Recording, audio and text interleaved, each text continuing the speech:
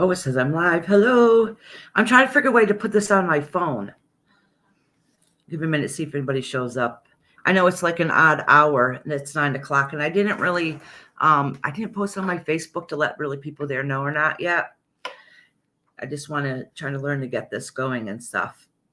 And then once I get enough people on here, I'm going to invite speakers to come on too. This time I put on lighting so you guys can see my face. I noticed last live, my eyes, because my kitchen's so dark, it was, oh, hi, Mother Dearest. My eyes were so dark, all you see was like black here. So I'm like, I have so much light on around me right now just so you can see me. So hopefully it looks okay. But I'm trying to figure out a way to put it on my phone so the quality is better. So that's what I'm doing right now. So we'll give people a minute, see if anybody else pops in here. And sometimes it takes people a few minutes. If anybody comes, I might talk by myself again. Who knows? I would prefer not to, but if it does, it happens, it happens. Looks like there's not any matches for your stream. Oh, what if good idea, put this link, put the link in the chat. So then copy, paste. So this way, for one, if anybody hops on and they want to come and chat with me, they can. And I want to try to get myself linked to this so I can put it on the phone and then watch this from here. So that's what I want to do.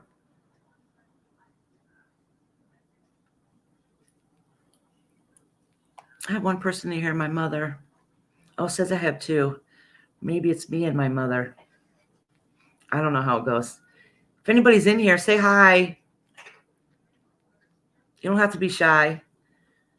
I'm going to give a couple minutes, see if anybody else pops in. If not, then I'm going to talk by myself. I have a lot of paranormal stories I can share. And we've done lots of investigations. I can share those too. So how is everybody doing tonight? I'm going to try to go on here and figure this out. Hi, the Wilson Dallas. How are you doing? How are you? I don't recognize you. Or maybe I do. I'm not sure. But anyways, if you're new here, this is a paranormal chat channel. It's still pretty new. So I'm still trying to get it up and running. So if you have ghost stories that you want to share, you can hop on up. I have a lot of experience. I had a, oh, hold on a second. Let me turn down my YouTube because I hear myself talking and delayed. It kind of bugs me when I'm trying to talk. But this whole channel is about us being able to share paranormal experiences with each other. And most of us have a story to share. I have many. My mother and I have a paranormal group that we've had for, I don't know, I think I've been involved. She was in it a little longer than me before I started. I think it's 17, 18 years. My daughter's going to be 18 this year, and I think I literally just had her, like she was a couple months old when I started going along with them. So it's been almost 18 years. Long time.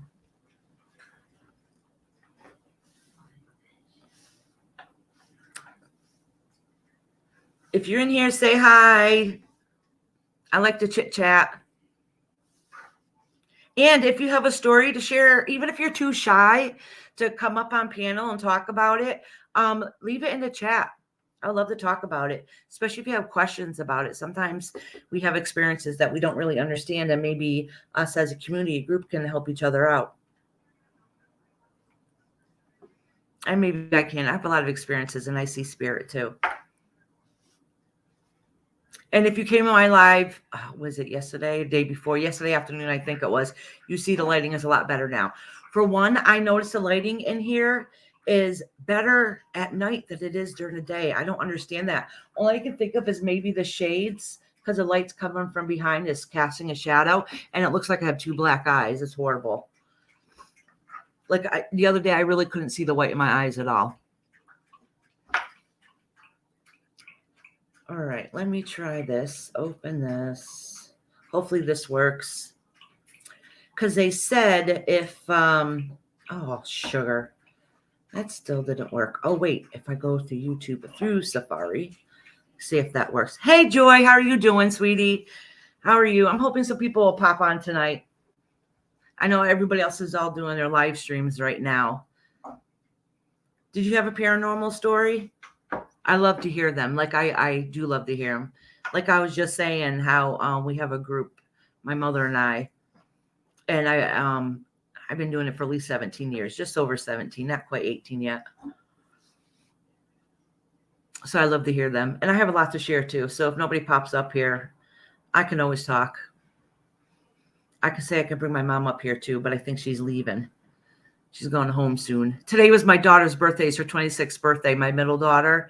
And she just literally left. I said, listen, I'm going live so soon in 20 minutes. So you got 5 minutes to leave. She lives downstairs. So it's not like I was being horrible. I see her every day. But we were having ice cream cake, which look, mine is melting. I haven't even had a chance to eat my cake yet. But doesn't it look yummy? Green's her favorite color, so we got a green one. So I might be rude to eat a little bit. Because look at my ice cream's melting. And we gave her the rest of the cake. So if I don't eat this, I'm SOL. So I'm trying to see if I can put myself on because I'm on my laptop right now. So I'm trying to see if I can put myself on my phone. And the other day, okay, Joy. So the other day I was, I had a hard time listening to people and doing the chat also, reading the chat, because I thought if I like moved my eyes away from looking at them that I was being rude as hell. So if I'm not catching chat right away, if somebody's up there, please don't think I'm being rude. I'm not, I promise. Okay, so what if I try going to YouTube from here? Because the Safari's saying doing something. I don't know. I don't have my glasses on, so I can't really see what they're saying. So let me see if I can do it here. Go to YouTube on here. So I might have to sign myself into YouTube here, huh? Go. And then it says open. Oh, I am signed in already. Oh, crap. Hopefully it didn't go through the app. I think it did. Sugar. All right, so let me try this. Here. Go hit here. Pretty sure I just did this. Click on that link. If you're on here and you have a story to share, come on up. Come on down. Don't be shy. I promise you, I don't bite. Well, maybe.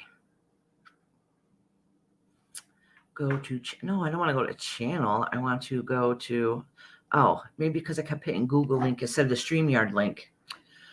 I can't believe I did that over and over again, because I like using Google. And so out of habit, I kept hitting Google instead of the Safari. Allow mic access. No, I don't want to allow mic. All right. I'll just shut it off once I get it on. Enter studio. Display name. Oh.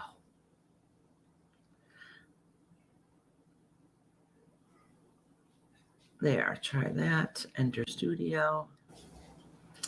There's 2 of me. All right, sweet. I got to turn the volume off of here. At least take off that other headphone. Oh, echo. Turn off the mic. The mic did not turn off.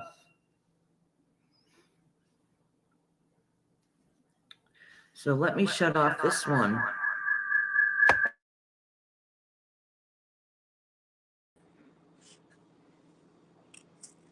And myself my phone's not facing me.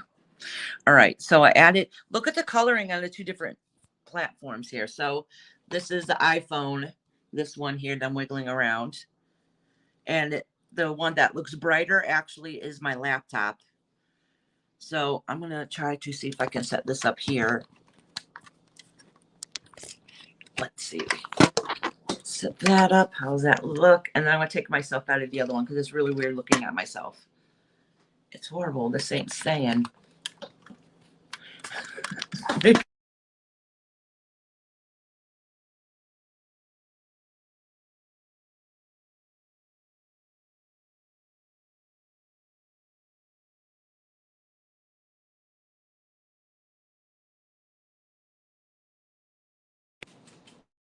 Is it on? Am I on? Okay, so now I got to try to make it bigger.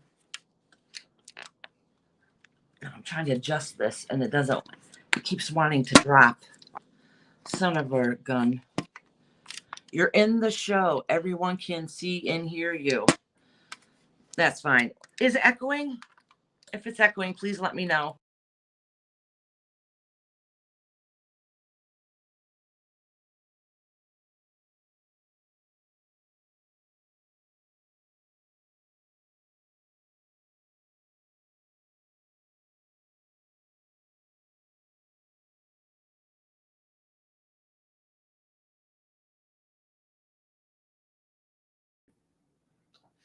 You muted the computer. Yeah, can you tell I'm new and I'm still trying to figure this out?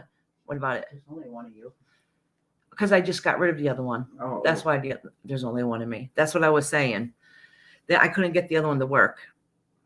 And then I got myself out of it and I wouldn't know how to get back into it if I tried. Forget it. I'll figure it out. But the quality on the iPhone seems like it's better than my laptop.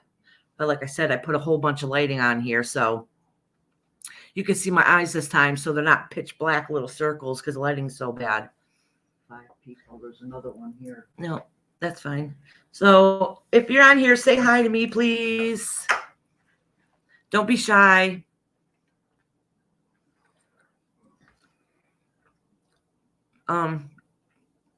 Melted ice cream cake is not very yummy.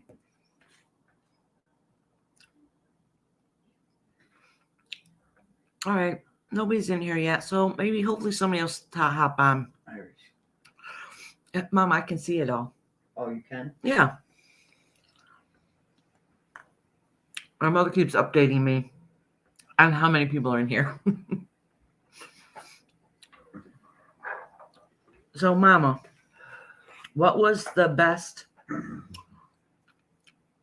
investigation that you liked? That we did. Pennsylvania. Yeah, that was my very first one. Yeah. Yeah. I like the farm. Yeah, we did state pen in Pennsylvania too. Actually, we did that a couple times. We didn't really find much when we went to Penn State, actually. One of them we found, it said, "See, sucker." Figure out the rest. So one of the guys was asking a question, and that was the paranormal response. So it's not that it didn't have paranormal activity. It just wasn't. We've had people's private houses where we've had better. Oh, and did you know that all those places that almost all of them that the paranormal groups on TV go to, you have to pay to go there. So anybody can go there. Like you can go there, anybody can, to do an investigation. All those high profile places like Penn State and all them, you have to pay to get in. And anybody can go and do an investigation. You can in the middle of the night. You can pay. I think that was quite a few years ago when we went there. And I think it was $60 a night. Or maybe it was a group rate. I don't remember. I think it was $60 a night. But and I forgot until what time it was until. But yeah, you got to pay in there. So all those paranormal groups, they got to pay their way. Maybe the production places pay for it. Mama dearest, can you get me my drink? I think my soda's right over there by the coffee pot. Yeah. So, oh, and I want to tell you another story too. So, I don't know if I should talk bad about it. Hey, sweetie. Hi, Tony. How you doing, sweetie? So, what's that ghost group? Ghost Adventurers. The crazy guy, and the other one acts like they're possessed in every single episode. But anyways, I have something.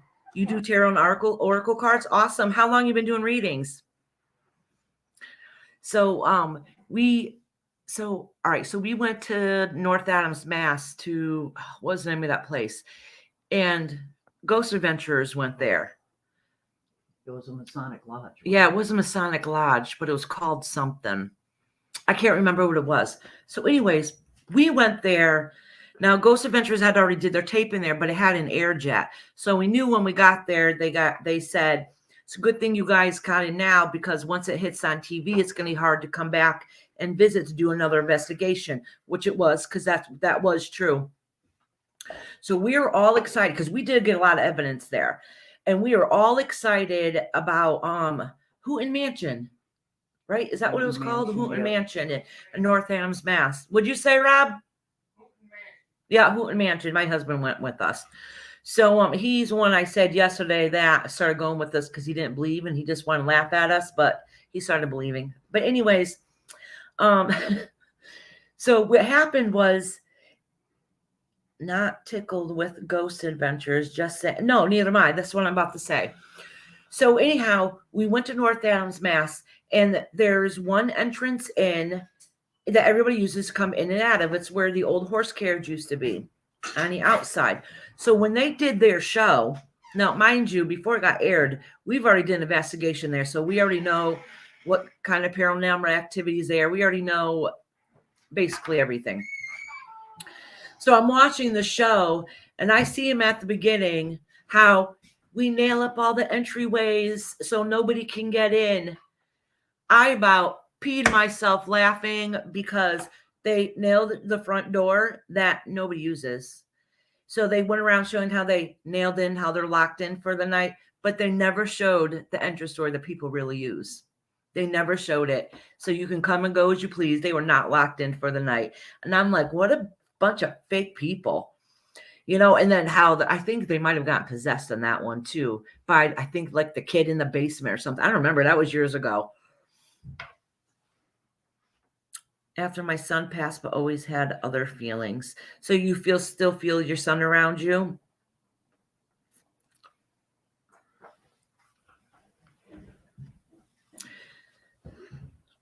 Oh, Joy said hi. Barbara's my mom. That's Mommy Dearest. And if you're old enough and know what movie that comes from, Shut up. you know why I call her. Here, tell me shut up. You know why I call her Mommy Dearest. Everybody always laughs. I call her Mommy Dearest all the time. Yeah. So, anyways, that really, like, I wasn't that into Ghost Adventures, anyways. And then after I seen that, a bunch of farce. We did get a lot of evidence there, though. We did experience a lot. I ended up, I don't know if part of it was, all right, so just before we went there, we went to this Italian place to eat. And they had this yummy, my weakness is Italian food and bread. So, and they had this like olive oil dip to dip your bread in, and too much oil or butter, whatever, will make me sick. So later on that night, I ended up feeling sick. So I don't know if I got sick because of that, because I did not feel sick until we went up to where they had, up in the attic, they had an old electric chair and a, what do you call that? Which I noticed because it was in the back hidden. So I ended up asking the guy about it, and he said, "Oh, we don't use that stuff anymore." It was like, it looked like a, like if you go to visit a doctor, like a psych doctor, and they got one of those bed things you lay on. Well, that's what they had, except it had straps on it to tie people's feet on their hands and feet on the legs. So I did ask them about it, and they said, "Oh, they don't do that kind of stuff anymore." But anyways, up in the attic, they said that they see a black shadow up there sometimes. So I was looking, I was up there with another member trying to see. So, sure enough, as soon as I seen that black shadow, I actually got a really bad feeling. I'm like, we need to get the hell out of here. No sooner did we leave did I start getting sick, and then I was out for the rest of the night. I think I downstairs like slept on their couch for a couple of hours until we left. Yeah. You want to know a secret, though? I'm afraid of the dark. Yeah. I'm afraid of it. Oh, Tony, you want to come up here?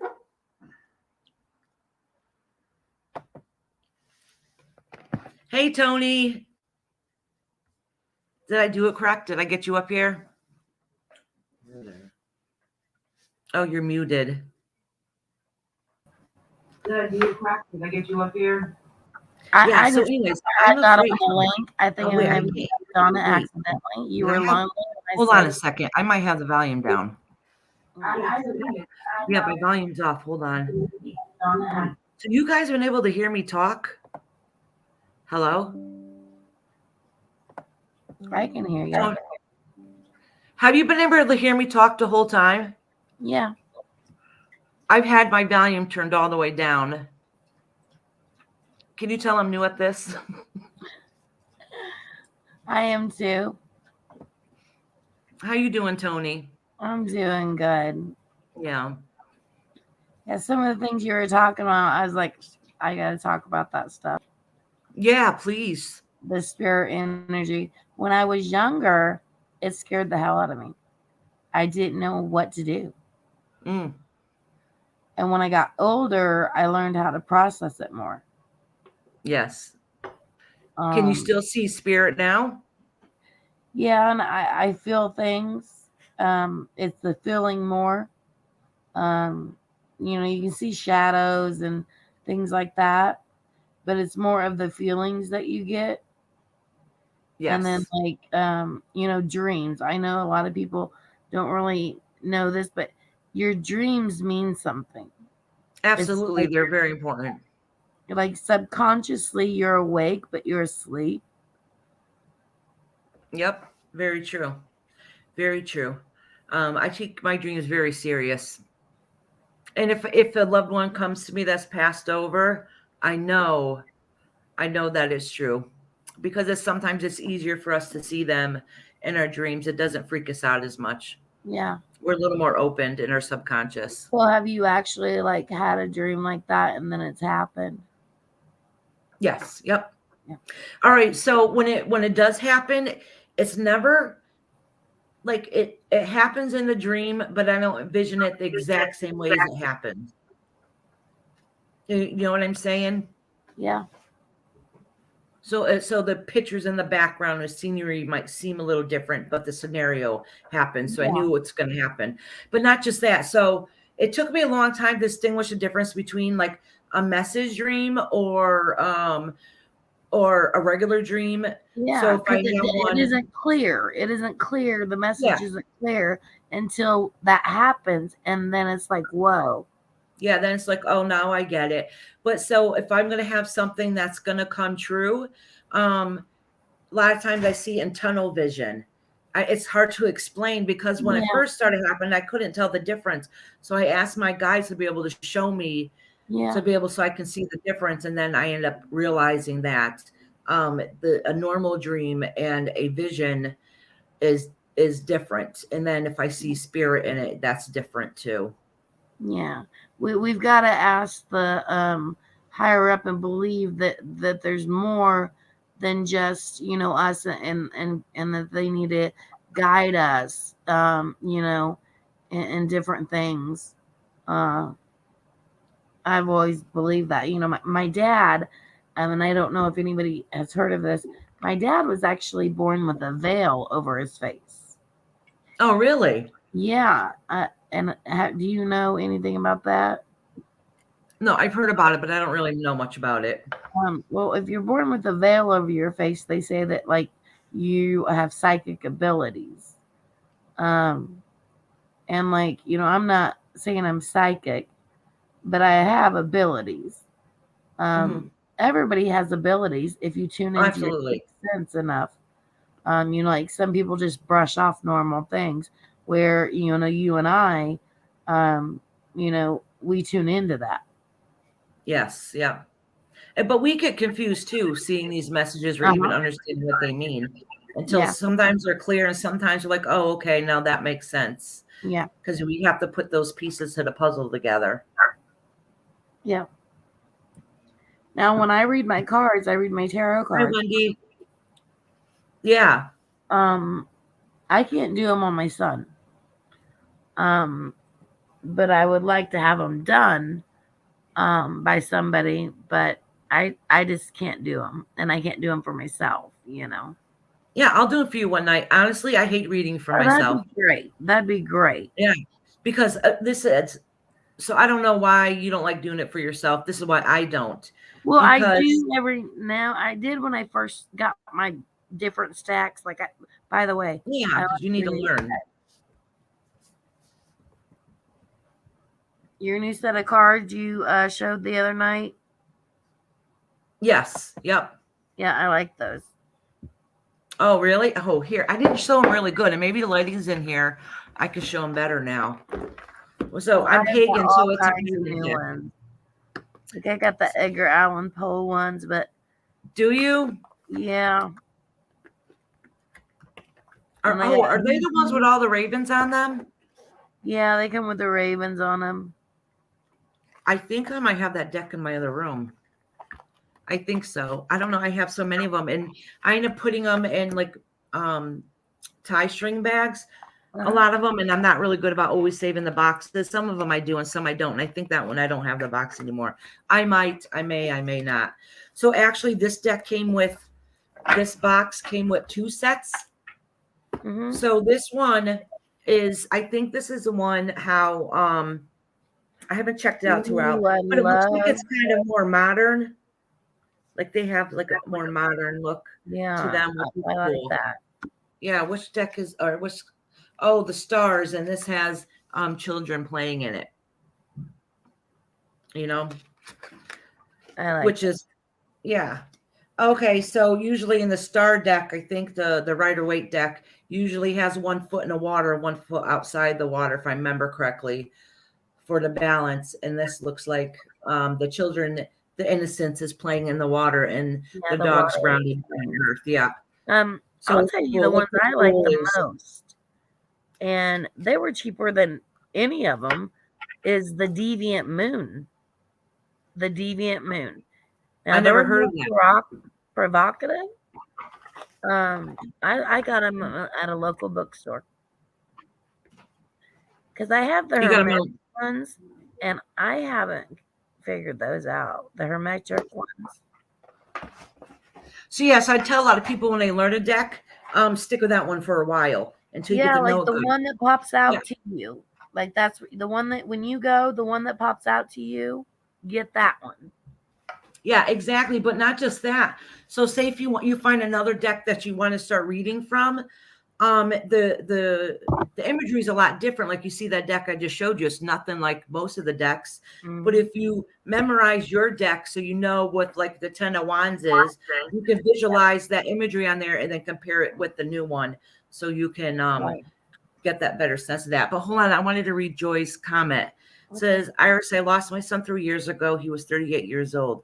He died from an awful disease. I miss him so much. I can help others, but I can't not help myself. And that's very true, Joy. That's very sad. I don't know why that is. I went and asked a psychic once. I mean, I'm gifted and I can sometimes read for other people. Actually, I can. I just say sometimes because if I get put on the spot, then I kind of close up. I get nervous. I have really bad anxiety. But so I asked the psychic once and I said, why can't I communicate with my son who passed away? I mean, he was 3 months old, but that doesn't mean his soul is not 3 months old. So I asked her why I couldn't communicate with him. And she said, because as much as we want to, sometimes our fear keeps us from paying attention. And she said, pay attention to your dreams. And that's what I started doing because it's not as fearful. So even if we want a loved one to come to us, it's not that they're not still there. They are still here with us. It's just that we have more fear to be able to so it's harder for us to connect with them. If that makes sense, you know.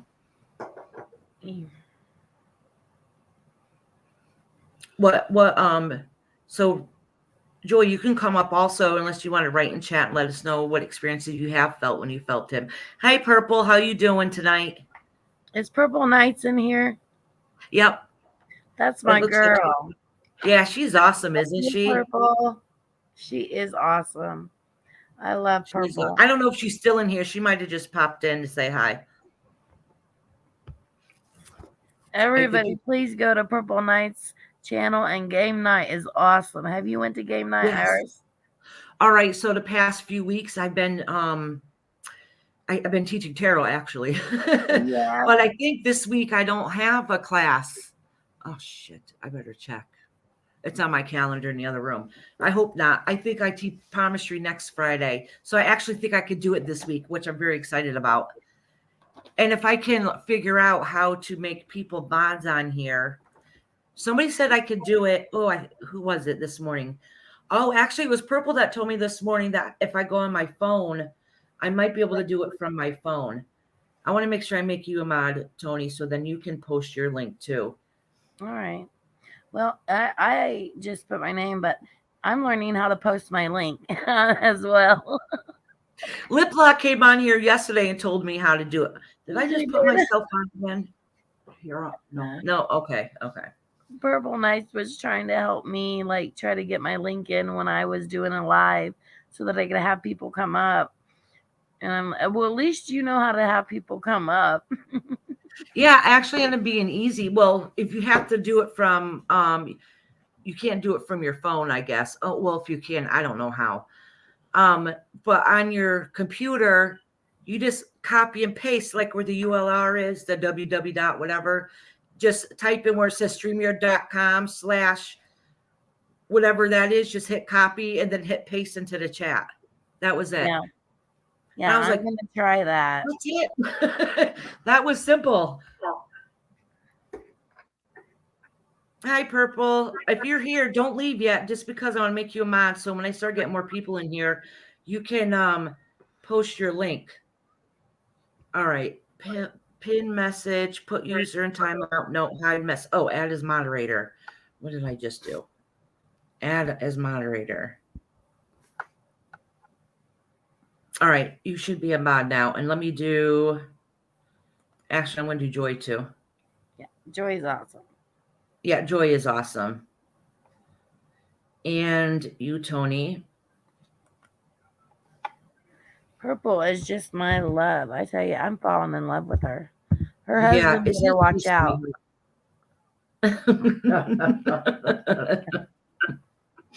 I'm just saying. My husband's going to be so mad. Why? Have you ever, like, Iris, have you ever got feelings like I get feelings and then it's like I tell people, and, you know, I don't want to be the person that says, I told you so. But then the stuff ends up happening. Oh, I know it happened. And you know what? Even if you know something's going to happen, even if you tell them, they're not going to believe you anyways. At least that's my experience. You could warn people all you want. And it's hard to say, I told you so. It is. It's hard I not don't to like it. Yeah. Yeah, that definitely makes things So then difficult. what do we do? You know? There's nothing you can do. That's their own free will. Whatever choice that they make in life is their own free will. I mean, you can warn them, but you can't stop anybody from their own free will. That's the lessons they have to learn. If they decide to take the wrong, make the wrong choice or take the wrong road, that's really their lesson. You know, there's nothing we can do about that. No. But it definitely makes things difficult. Actually, I have a problem if I see spirit standing behind somebody. I have a problem telling them because I don't want people to think I'm crazy or think that, I don't know, I'm making it up. You're not crazy. I know, but some people judge that way. Well, especially if it's somebody you know, and then they're like, yeah, okay. Like, you know, if you tell them experience, I just don't want people, mostly strangers, I don't care. I But think the church made me think I was crazy because I didn't, different churches. My dad let us go to different churches, so we didn't have to,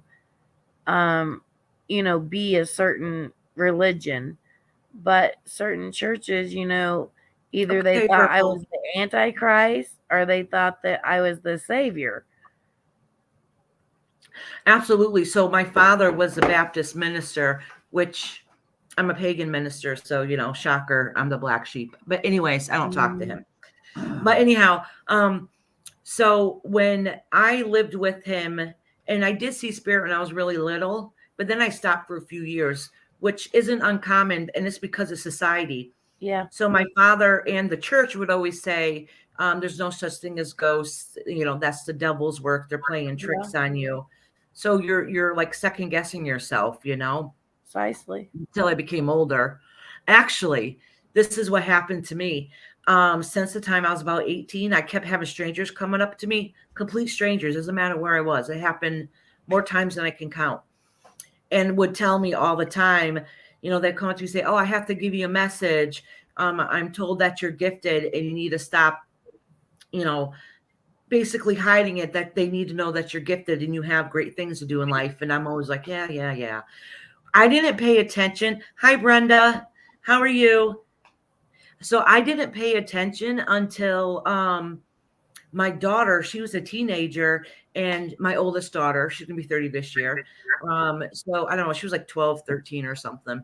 And she said, "Do you realize that strangers come up to you and all the time and always telling you that they have a message to tell you that you're gifted, that you guys want you to know?" And I was like, "Oh, okay." So that kind of made me think, well, if my daughter even noticed it, because I'm telling you, it happened all the time, all the time. Oh, Yeah. thank you, Julie. Thank you, Julie, very much. If anybody has paranormal experiences they would like to share, you guys are more than welcome to take the link. I can post it again if you want to come up. And if you're shy, you can type it in the chat too. Yeah, we can all talk about our experiences. I think the Oh, better, yeah. I think the everybody more we has them. learn from each other. Yes. So I tell a lot of people, because I think some people don't see like, I know you were saying that, you mostly feel things, okay? Or you see shadows. So you have to take a step back And and say, white shadows too. yeah, and that's spirit. Okay, that's how I see spirit. People think that you see them like clear, like it looks like it does on TV, like a ghost that's very clear. Well, it did for me when I was a kid, but not anymore. Now it's like a mist or a shadow. Yeah. And then your third eye, you get the rest of the image, if that makes sense. So if I see a spirit standing behind you, I can say that's, your mama Carissa, and I'm just making that up. It's your mama Carissa, and she has short curly hair and chunky little face, and you know what I'm saying, those little details. That comes from your third eye. Your guys are giving you the rest of the messages. So if you stop and you say you feel feelings too. So if you see that spirit or if you feel that spirit around you, stop and think, all right, how does this spirit make me feel? Am I afraid because if it's unknown, or if I'm afraid because it's something creepy, or is it, it's fine and I feel safe around it. Where So you're then saying from that, there, I'm sorry, go on. what you're saying right there is something that happens like with me. And there's bad spirits that are around, but the good spirits in my life of the dead ones that have passed, I think are helping to keep the bad spirits back a little more.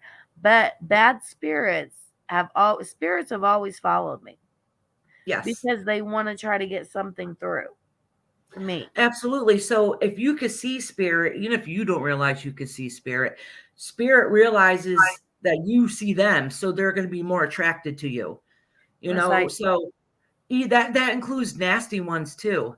That oh yeah, doesn't mean they're going to come attack you. That just means that you're more opened and you're going to notice and be able to feel them. But you have your spirit guides around you that keeps all that at bay anyways. yeah. So if a spirit notices that you're gifted enough to be able to feel them or pay attention to them, they're going to come around, whether it's not so good or whatever. A lot of times people say, I think I have a nasty spirit around me or negative spirit.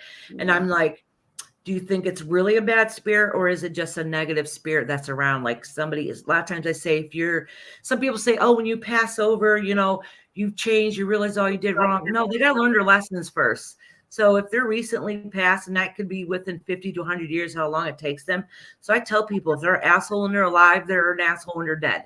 And that's how it is at first, until they learn that lesson. And sometimes people learn it quicker than others, so they can say, I'm sorry or whatever. But so that's what I'm saying. What negativity you're feeling? Is it just that, your grandpa passed away and he was a cranky old man? So you just feel that crankiness. So even though he's still sorry, he's still learning, and I don't know if that makes sense or not, but that's experience of I had with spirit and doing lots of investigations in people's houses. Like there's a couple times people. My grandmother used a Ouija board and consulted with the Ouija board until she was 93 years old. Did she really? Yes. My mom didn't want it in the house because my mom, of course, grew up, very religious, Pentecostal. But my grandma did. And my grandma was into all that. She actually went and got to see Sylvia Brown before. Oh, cool. But yeah, it's just I've struggled, like my whole life with it. You can ask my husband; he never believed it until the lights go out and the Mhm. TV goes out because I have to sleep Mhm. with the TV on. Yeah, me too, because I'm afraid of the dark. I'm afraid of Yeah, dark because of spirit. yeah, me too. Yeah.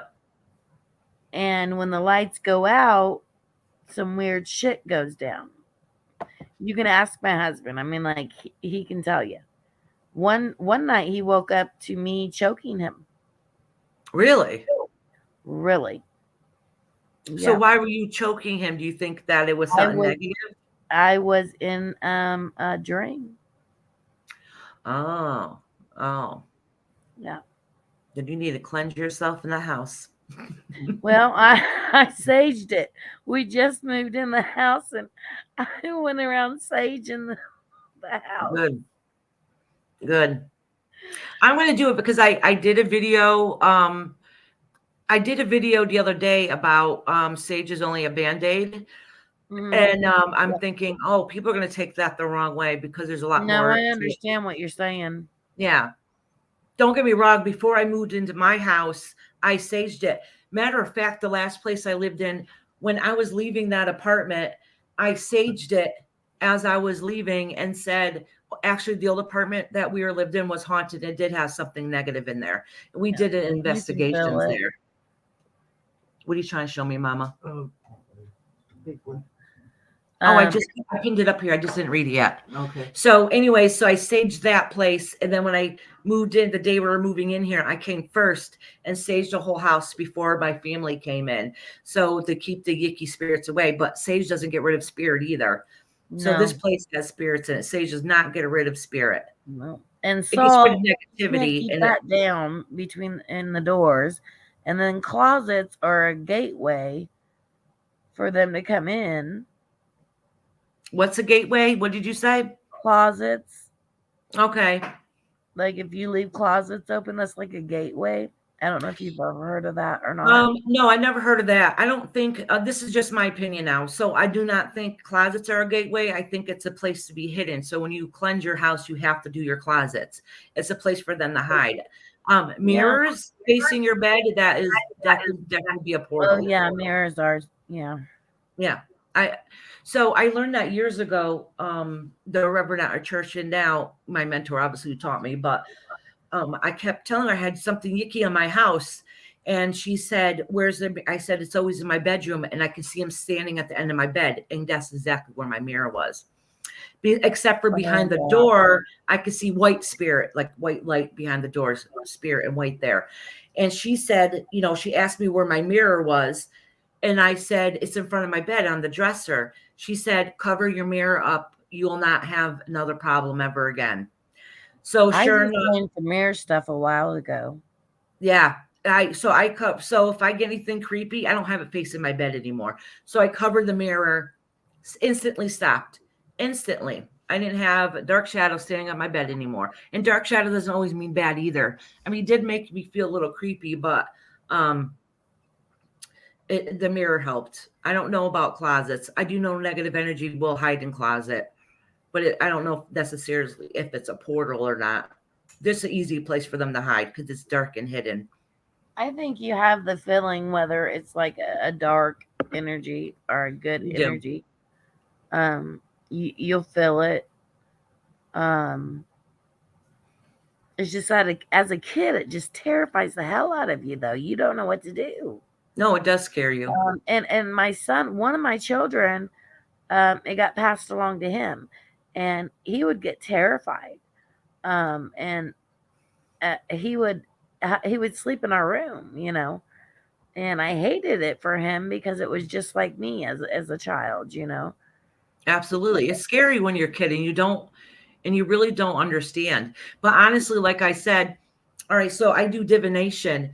And all right, so people say divinate, which is reading tarot cards is a form of divination. If you scry in water, look in a crystal ball, that's all forms of divination. Playing on a Ouija board is a form of divination. So this is what we teach people. even if you pray. So a lot of people think pagans are bad because when we pray, sometimes, not all times, sometimes we'll put a circle around us.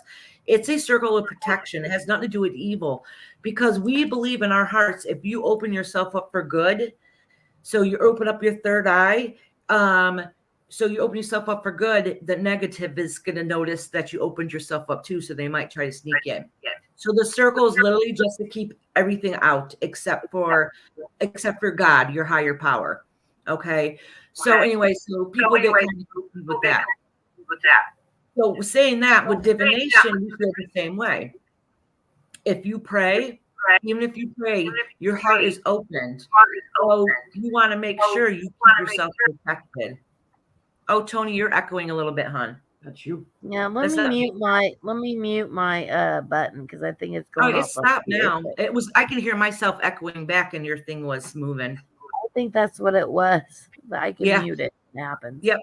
So that's fine. So anyways, so we're taught that even if you do something simple as reading tarot, like some people say it's the devil's work, which by the way, I don't believe in the devil.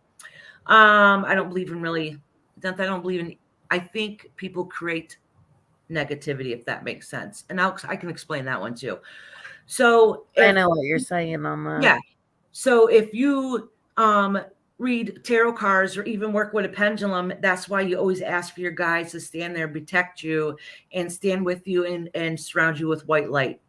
Okay, it's because if you open yourself up for good, even good intentions, even praying up above, that our fears that you're going to let negativity in also. So really, it's just a protection. It's just a protection. But we feel the same way. If we were going to pray, the same thing could happen.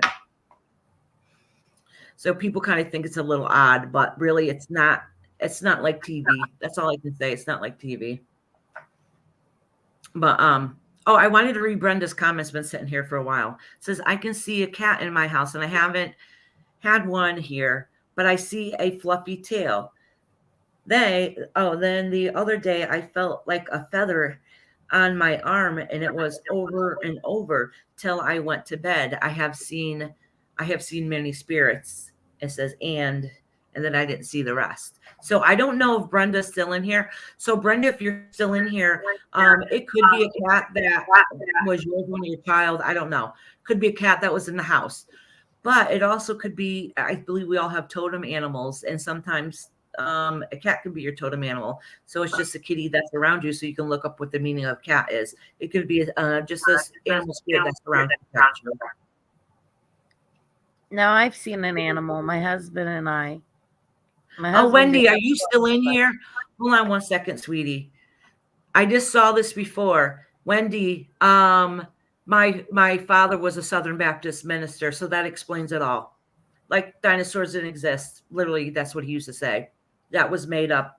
The earth is not more than 2,000 years old. So don't listen to science.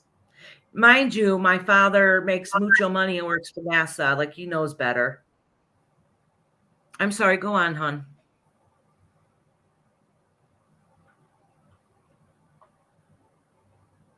Tony, you're muted, honey. Oh, maybe you're not.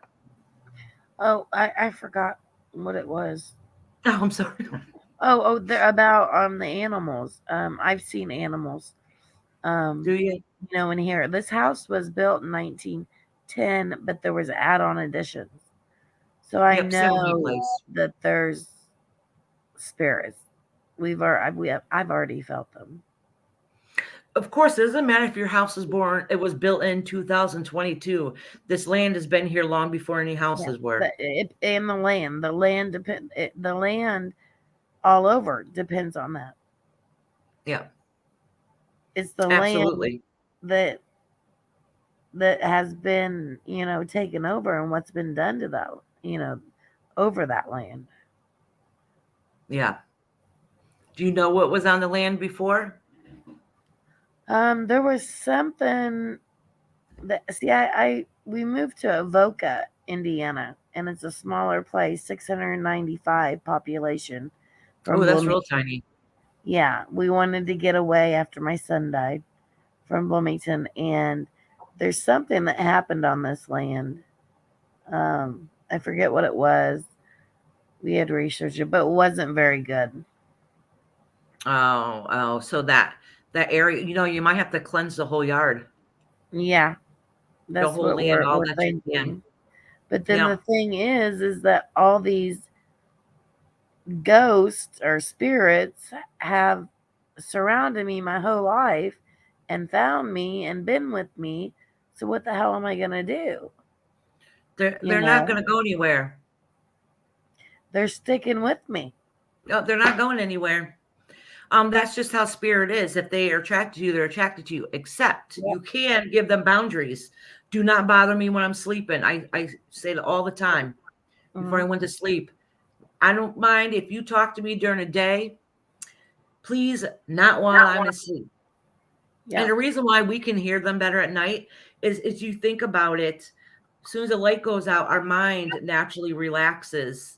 We're not thinking or paying attention to the traffic outside or kids running around outside because they're all in bed sleeping.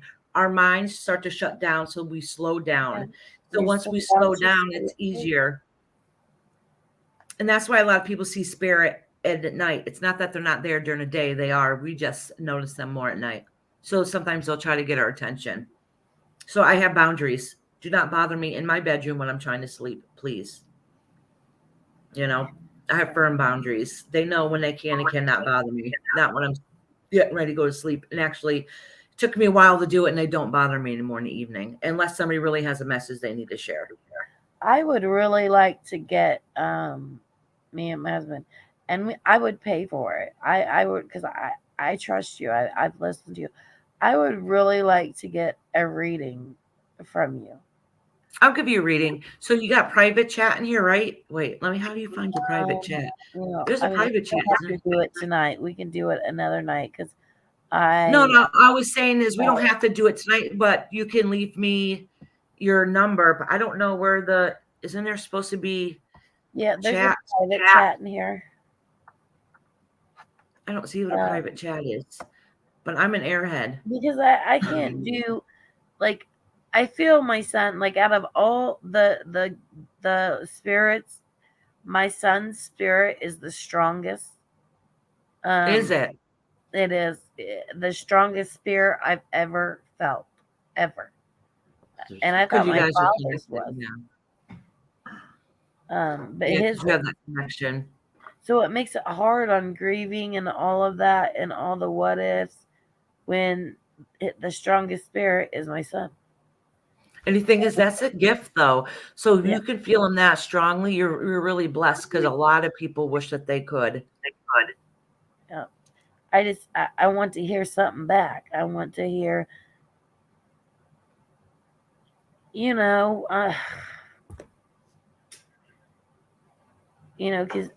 the way he died and all that. And okay, so how about so I'll give you a reading at some point privately, because it's really nobody's business. No offense to y'all, but something like that's kind of emotional, and that's private. So I can give you a private reading and see if we could connect.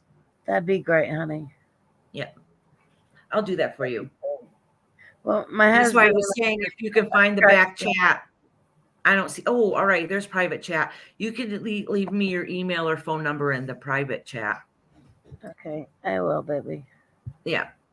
And then we can work it out. I thought it'd be side by side, but see, as I said, I'm still learning this myself. Well, you're doing great. No, thank you. I have horrible anxiety. Like, really, no, you don't even know. I have horrible anxiety. If I could hide in a bubble, I would. I would too. And then all this shit with Russia and all that, I'm just like, damn, I can't even listen to it. I can't. I can't do it. Yeah, I haven't done an update in a while. Yeah, Russia, I kind of am a little afraid what's going to happen with Russia.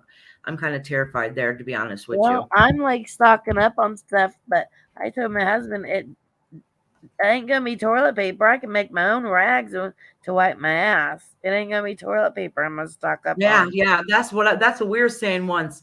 If we run out of toilet paper, back in the day, didn't have toilet paper. We got rags and water. Yeah, we'll figure it out. Hi, Amy. My daughter's walking in here. Oh, I didn't mean to say her name. I'd rather wipe my ass with rags instead of toilet paper, anyways. It's not going to fall apart on you. Yeah, I know. Right? Hey, Julie, did you want to come up here and share a story? I'm sorry I don't see chat right away, but when I'm talking, I get distracted easy. I have trouble doing one thing at one time. I don't know how these people keep up with chat and talk to somebody at the same time. I'm learning. I'm bad. I know. I can't. I don't. No, it's hard. Honestly, I have trouble carrying on one conversation. I have adult ADD, so my brain is always.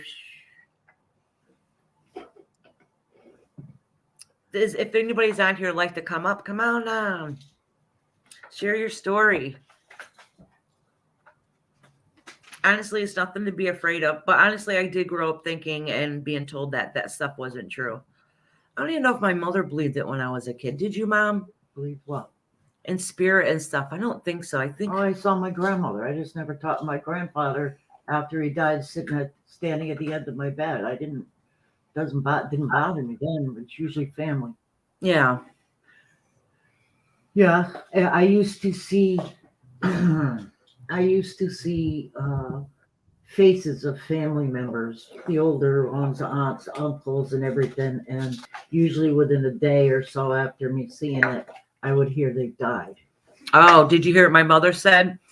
She said that when she was younger, she used to see faces of family members. And if she's seen the faces of family members a day or two later, they would pass away. My daughter that's in here right now, she usually dreams just before somebody passes away. She has a dream about it. It Don't runs worry, in yes, your who you family. were. Huh? It runs in your family. Yes, it does. Yep. It's hereditary. No, it is. And I think everybody's gifted. I just think some people are just more prone to it. Like, I think I would have been better when I was younger if I didn't have such anxiety and fear. Even still to this day, I do. It's the fear of being judged is really what it is. So a lot of times so my daughter, the one I said that turned 26 today, so she and my husband also. So when she was young, she would make fun of me all the time, saying that this stuff isn't real. She don't believe in it, blah, blah, blah. And even when I was like listening to audio and different things, until we lived in this place, which I don't understand why she didn't have experiences in the other one, because my daughter that's in here right now, my youngest one, she did when she was little in the other place. But so when we moved here, all of us, just us girls actually, would all hear our names being called all the time.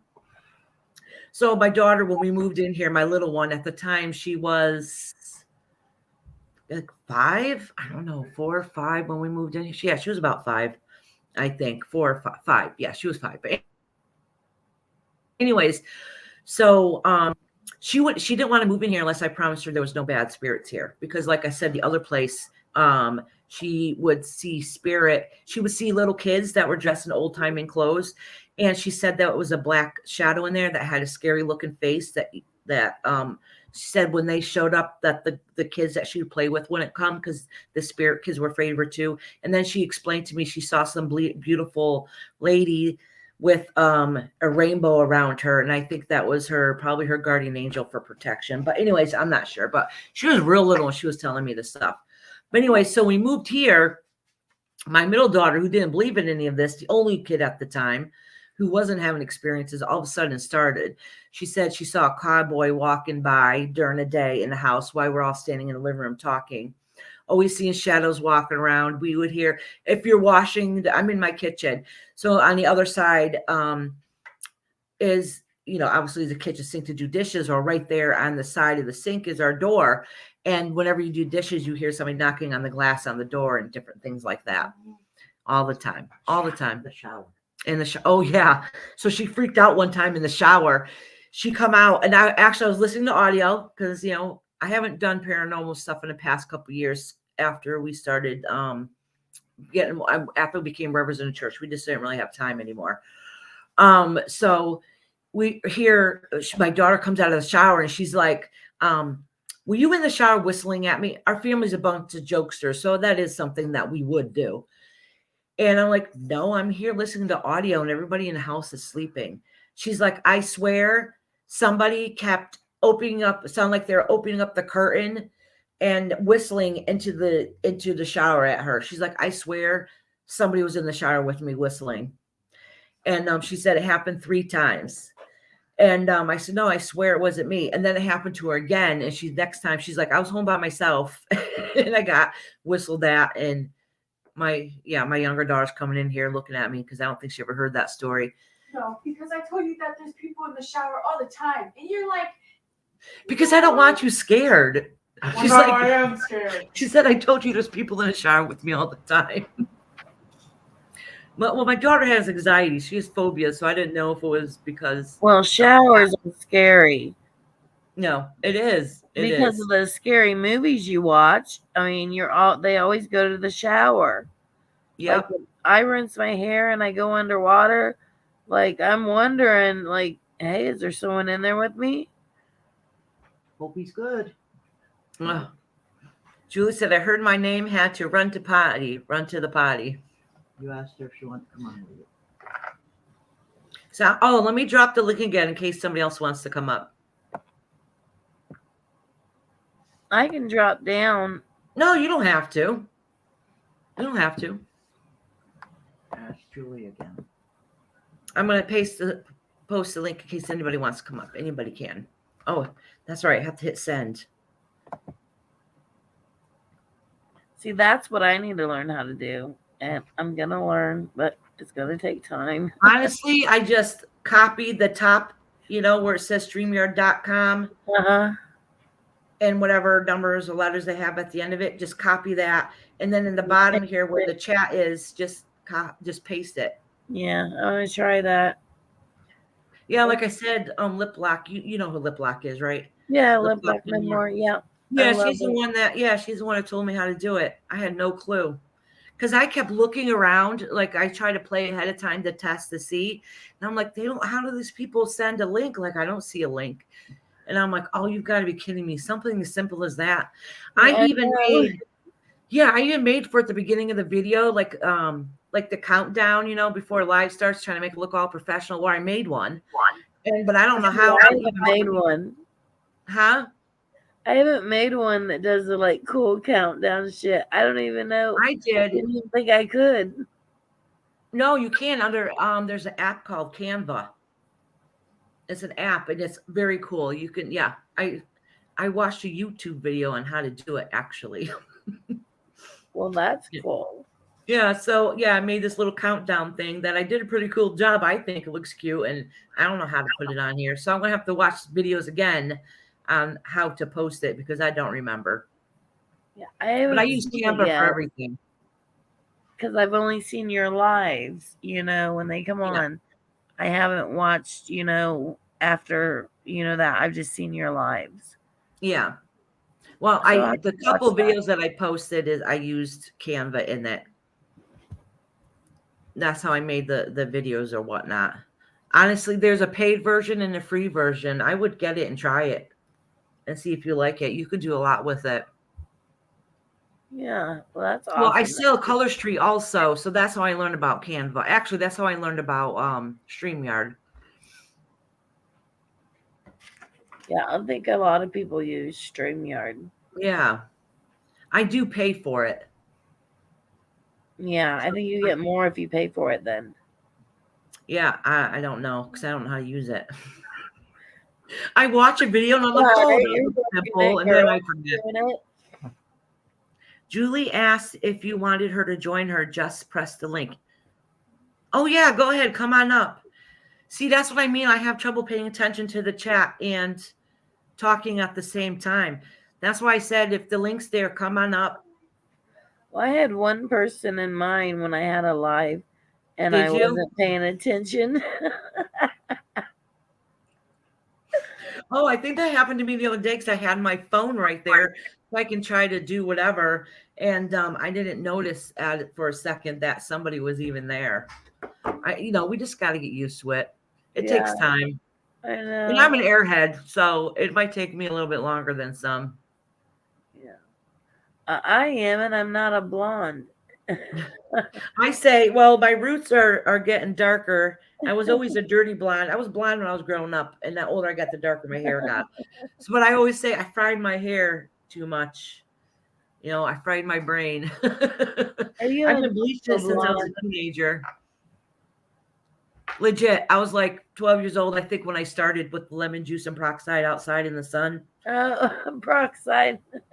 Yeah, I sure did. When you're a kid, your mom ain't gonna buy you hair dye, and I Yeah. would just do it. And then, she got used to me doing wacky stuff. Did you do the Crisco and butter when you wanted to tan outside? No, I tried it and I fried. I did it one time. That's what I did.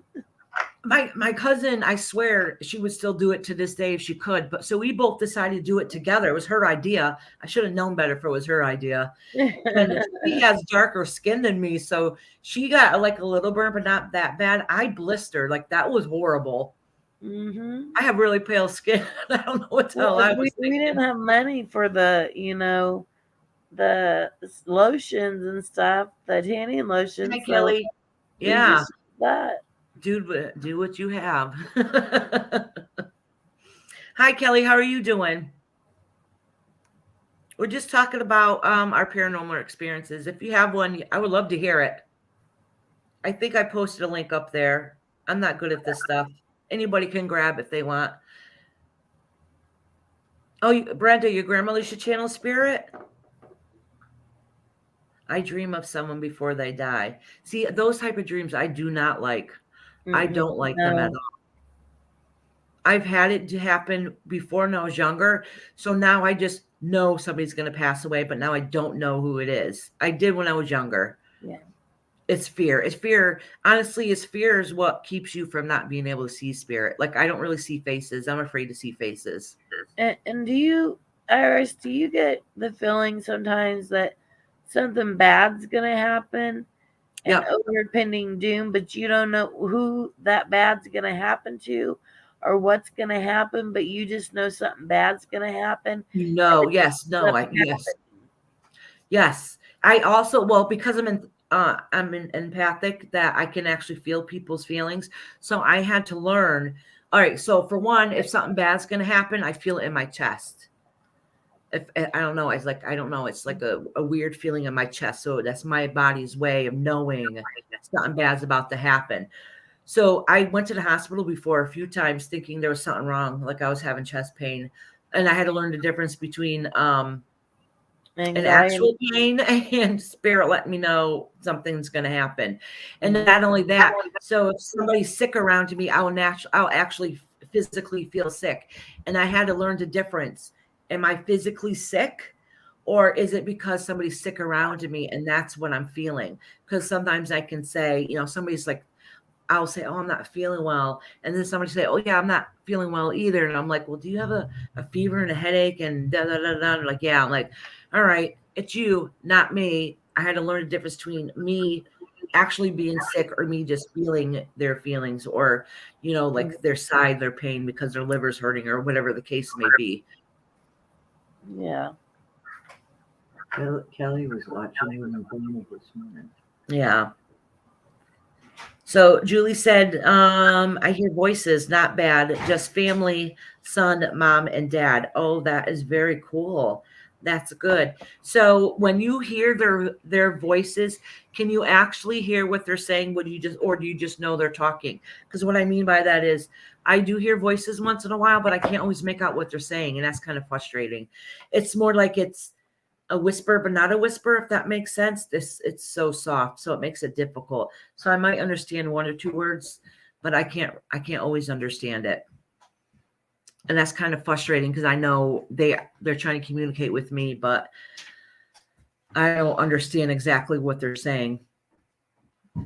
Or if I'm doing a reading for somebody, I'm like, oh, does somebody begin with the name that sounds like Jacob? But it could be like something that sounds like it, but it's not Jacob. So it's not a psychic trying to get information out of you to spell it. It's really because they can't understand the messages that are coming to them, and they're trying to make sense of it.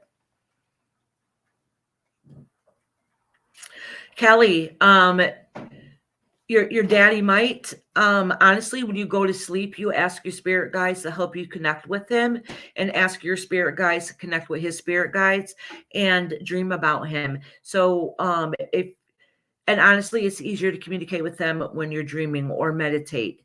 But if you don't know how to meditate, that's a little hard to do. That's ways that if you're in that sleep state, it's not as intimidating to you. And don't ignore it. Like, don't think it's your imagination. Go with whatever it is. Oh, see, they come at the perfect times. Yeah. Sophia loves her. That's beautiful. I love hearing stories like that. Well, hon, do you have your phone? Are you going to be good? Oh, can I have some strawberries? I'm sorry about that. My little man's talking to me. Not right now. I'm saving them to put in ice cream. All right. Sorry about that. He was in a timeout and I had his phone taken away for a little bit. And he was asking nicely if he can get it back. You know how it is. The mom thing. They want to test you. Huh? They want to test you for sure. Oh, see, I'm sure he asked me now because he knows I'm not going to argue with him while I'm on the live. But the thing is, he's like, no.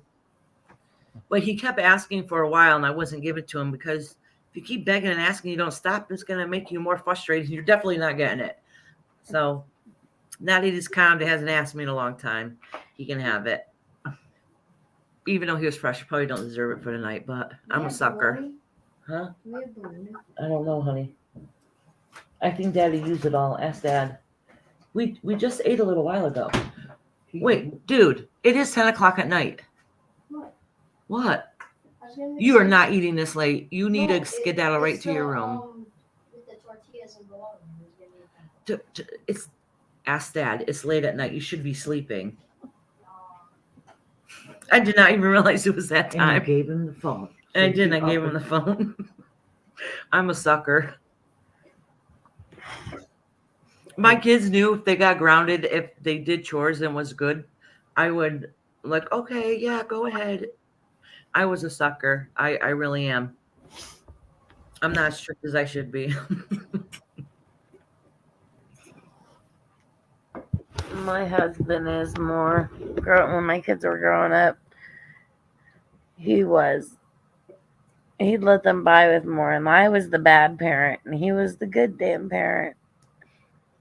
Honestly, I just said that, but honestly, I'm the mean one in the family to ask my children.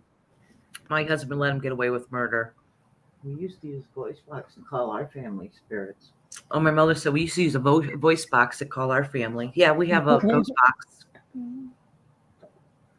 So we used to take a ghost box with us on investigations, and they always wanted to use them, but I was kind of with them only because our family would always come in. We're trying to do an investigation, and honestly, mostly for my mother. They're always calling my mom's name. But I'm like, you have a voice spirit box, and spirit is connected to them for some reason. Not connected to them, but it's easier for them to communicate. So who's to say we're getting that experience for the homeowners? A lot of times we weren't. Sometimes our own family coming through. So they weren't very reliable. Yeah. They're fun to play with, but they're not really reliable on investigations. Yeah. My kids that are alive, they're 25 and 24. They're wanting to purchase a, what you're saying, the voice box. Was that what it was? They're wanting to purchase one to try to communicate with their dead brother because they've watched on TV these ones where the celebrities are talking. So they think that they're really something and they want to purchase it just to make contact with their brother. So I'm not going to say it's not going to work because there's a good chance that it will. But the whole thing with that is, you remember at the beginning when I said if you open yourself up for good, you can open yourself up for not so good. So same thing if you want to use a Ouija board, like you really need to use a circle of protection. It's really the same thing with a spirit box. You don't know. You can get anybody that's going to come through. And some spirits are tricky that will choke with you. Boxes. I don't know about you. I just don't have faith in those spirit boxes. No, they definitely work. We've used them for quite a few years. They definitely do work. They do? Yeah. Oh, no, they do. But the thing is they're not as accurate as they make it seem like on TV. All right. Does that make sense? It probably It cut makes out the bad sense. stuff. It makes Yeah. sense. So one time we were doing an investigation in their attic at this place that a lot of people don't know about. That everybody in town knows the place is haunted, but they didn't know there was a brothel upstairs.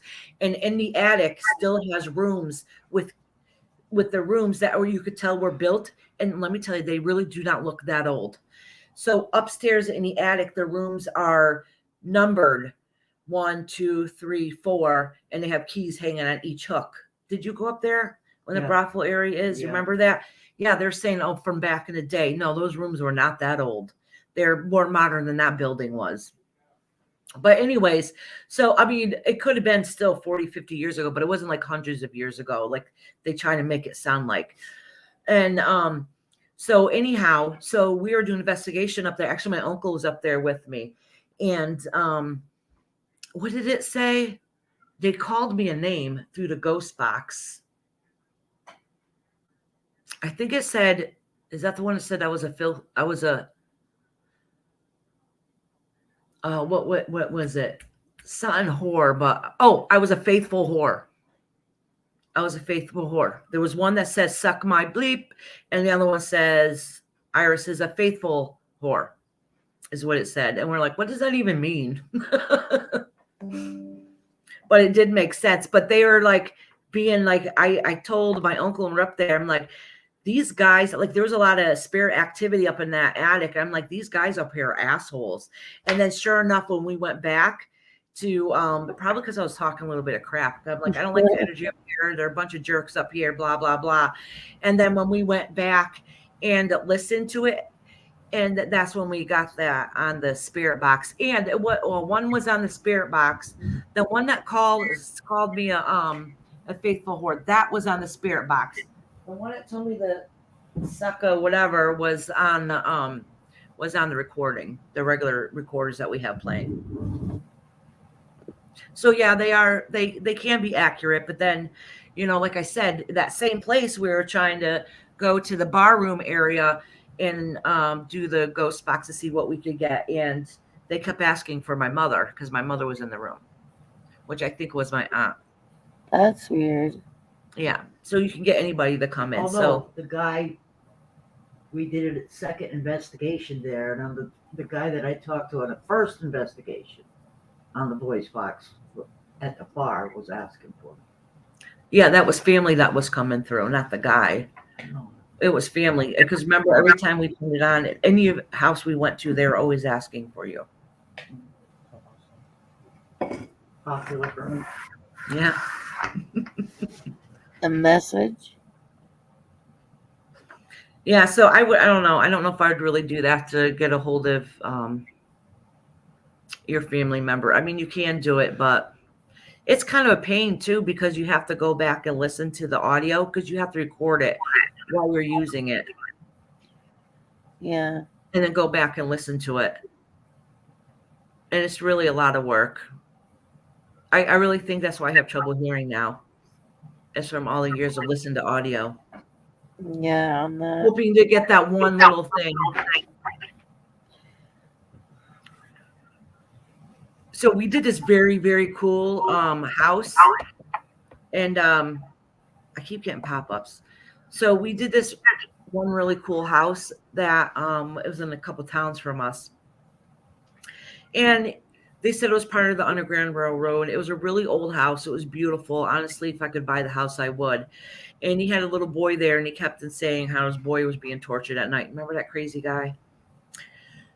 So we went there, did investigation there a couple of times. We really didn't find anything. Then he had another paranormal group come in, and he said that they found stuff, and it was evil stuff in the house. And I think he had us listen to one of them, remember? And I'm like, Damn, changing the voice on it, like that's not, no, that place wasn't haunted. Oh, I'm not saying that they didn't have spirit in the house. I really do think they did, but it was not caught in any audio. We went there a couple of times. That kid was not getting harassed. There was nothing bad in there. So this guy said we're fakes because we didn't know what we were doing. No, man, there was. Someone was touching the windows and we found branches from a tree. Yeah, because they insisted wouldn't listen to us. That's right. He was saying somebody was scratching at the windows, and we're like, well, there's branches hanging down hitting your windows. Like, he didn't believe anything we would say to him if we find a reason why something was happening. He didn't want to believe it, so he thought we were fake. And these other investigators found the evil stuff in there. And well, anybody can if you're trying to change the voice. It's easy, Yeah. you know. But that's funny. But he thought we were fake because we didn't find all the bad stuff that they did. I don't know what to tell you. There was nothing bad there. We went there a couple of times. Did you ever hear from the people that went back there to confirm? Or is he just, talking shit? Yeah, he ended up having it in the newspaper and everything about it. And it was garbage. I mean, we weren't in the paper. I mean, we've been in the paper before, but not that time. Because that shit right there, you need to just flush down the toilet. So we really think that he did that just to get attention. Yeah. Honestly, he just wanted somebody to say that it was haunted. So he was bringing in different people, and we're like, no, it's not. We didn't find any evidence of anything. And people don't want to hear it. So we did an investigation at one lady's house, okay? We didn't see any spirit there. We found no evidence at all, except for one thing, is when this lady I said, I really don't think her place is haunted. I really think it's family that's popping in visiting her.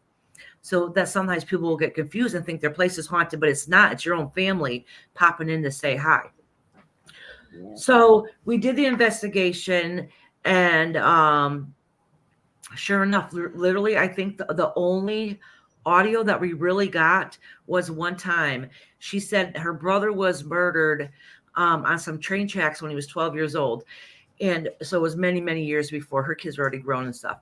And she asked if she can stay in her room for a couple of minutes to see if she could try to communicate with her brother with our recorder. And we're like, yeah, go ahead. We went back downstairs or whatnot. And she stayed in her room for like a half an hour or so talking to her brother. And literally the only evidence we got the whole time we did the investigation house was when she was trying to talk to her brother, and she told her brother, I love you. And the recording said back, I love you. That was it. And that's when I was like, see, I next to see your house isn't haunted. It's your own family trying to communicate with you. So that was kind of sweet. And actually, when I heard it, I cried because I'm like, that's so beautiful for her. And I know she's going to cry when she hears it. And she did.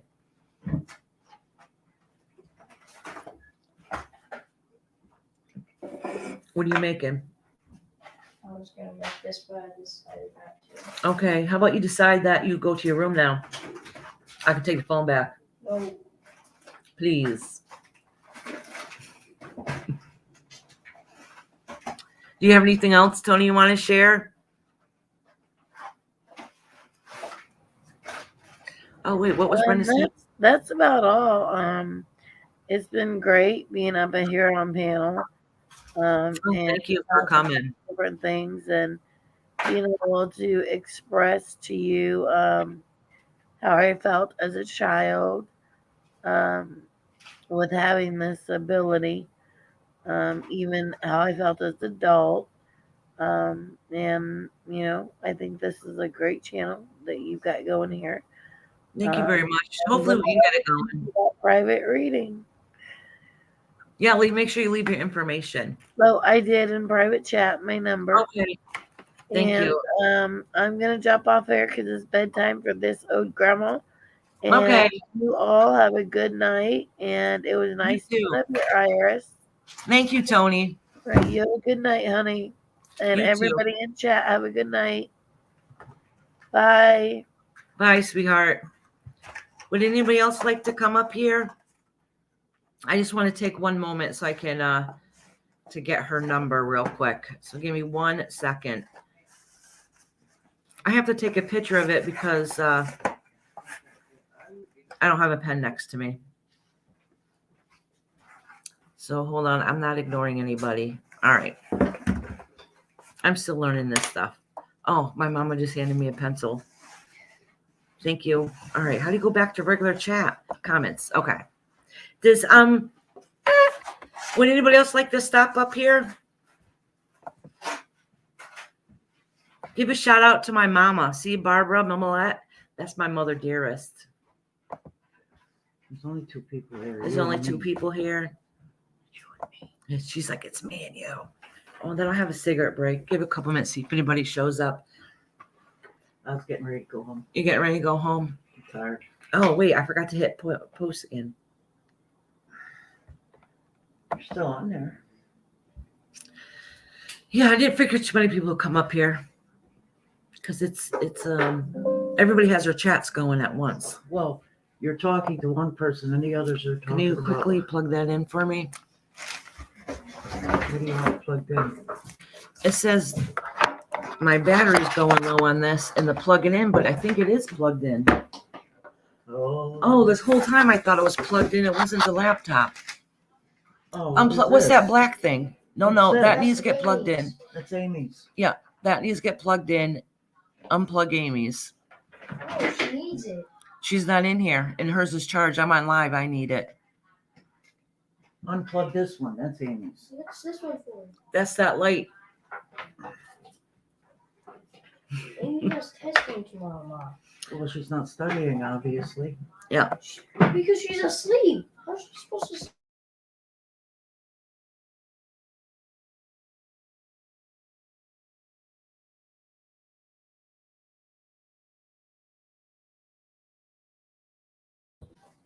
Sorry about that. How to make sure my little man plugged. Why does it say Kelly message retracted? Oh, she might have put a message and deleted it. That happens sometimes. They misspell something or Mhm. I don't. I just let my spelling crap show out there. So I always try to type very fast. So what happens is, I think I typed it all correct. And by the time I hit send, it's all messed up. So then I try to be slick and say, I'm going to do voice to talk, So I say my message on a thing and then hit send. And it still messes up. I'm damned if I do, damned if I don't. It don't even matter. That's why you guys see me in chat a lot of times. I'm like, F these typos. Try to read between the lines.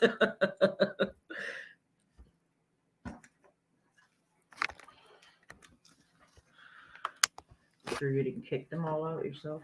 No, I didn't. Everybody is on live right now. And this chat isn't really popping with a whole lot of people, so it's still kind of new. Yeah. So a lot of times people just Go keep to it the going, so then that way they need the video time in too. Yep. I was hoping I'd get more people in here to come in here and talk. Well, since there's literally nobody in here, I'm going to have a cigarette. Nobody's going to see it anyways. If anybody's in here lurking, say Did you finish your hi. ice cream? No, I didn't melt it. I never even got to eat the damn thing. It's ice cream. You can eat it. Huh? It's ice cream. Finish it. Yeah. It's quiet tonight. I go home and fix this. See? Oh, you broke your nail? Again. Broke your nail? It sucks. I'm going to cut it off. I haven't put that stuff for conditioning my nails on yet. I should do that tonight Oh. before I go to bed. I don't know if you guys can see. If I put, see these color? This is like a metallic It color. showed up real bright. Did it? Yeah. Yeah, and because I sell Color Street, so they're 100% dry polish you put on them. And I got a snake overlay on it, and actually it looks pretty cool. Green's not my color, but this is just so awesome. I loved it. I don't show And it in- well, it does. Can you see it changes colors? Because it has like a. I can't see it in the picture now. Oh, you can't. No. Oh. Well, if you change it, it turns to like a copper to a green. I just love this color. I guess I just gave myself a plug for Color Street. If you want to know what it is, hit me up. I sell dry polish, 100% nail polish strips, which I haven't been selling in a while. I've been buying them. I have over 400 sets. Oh, thank you, Brenda. Did you want to come up here and share a story? I think I missed some of your chat. I seen some of it, but I know I missed some of it too. You want to come up here and share a story? You don't have to go on camera if you don't want to. You can keep your camera off if it makes you feel more comfortable. I like darker colors, but green's not usually one that I wear. It's just that this was new that came in and it looks metallic. You can't see it as good on here. Oh, you can see how it's changing color a little bit. And I figured, oh, I got snake skin overlay. I'll put that on, which ain't really my taste either. But I'm like, no, that looks like snake skin. That would look perfect with this color. So I figured I'd try to do something different.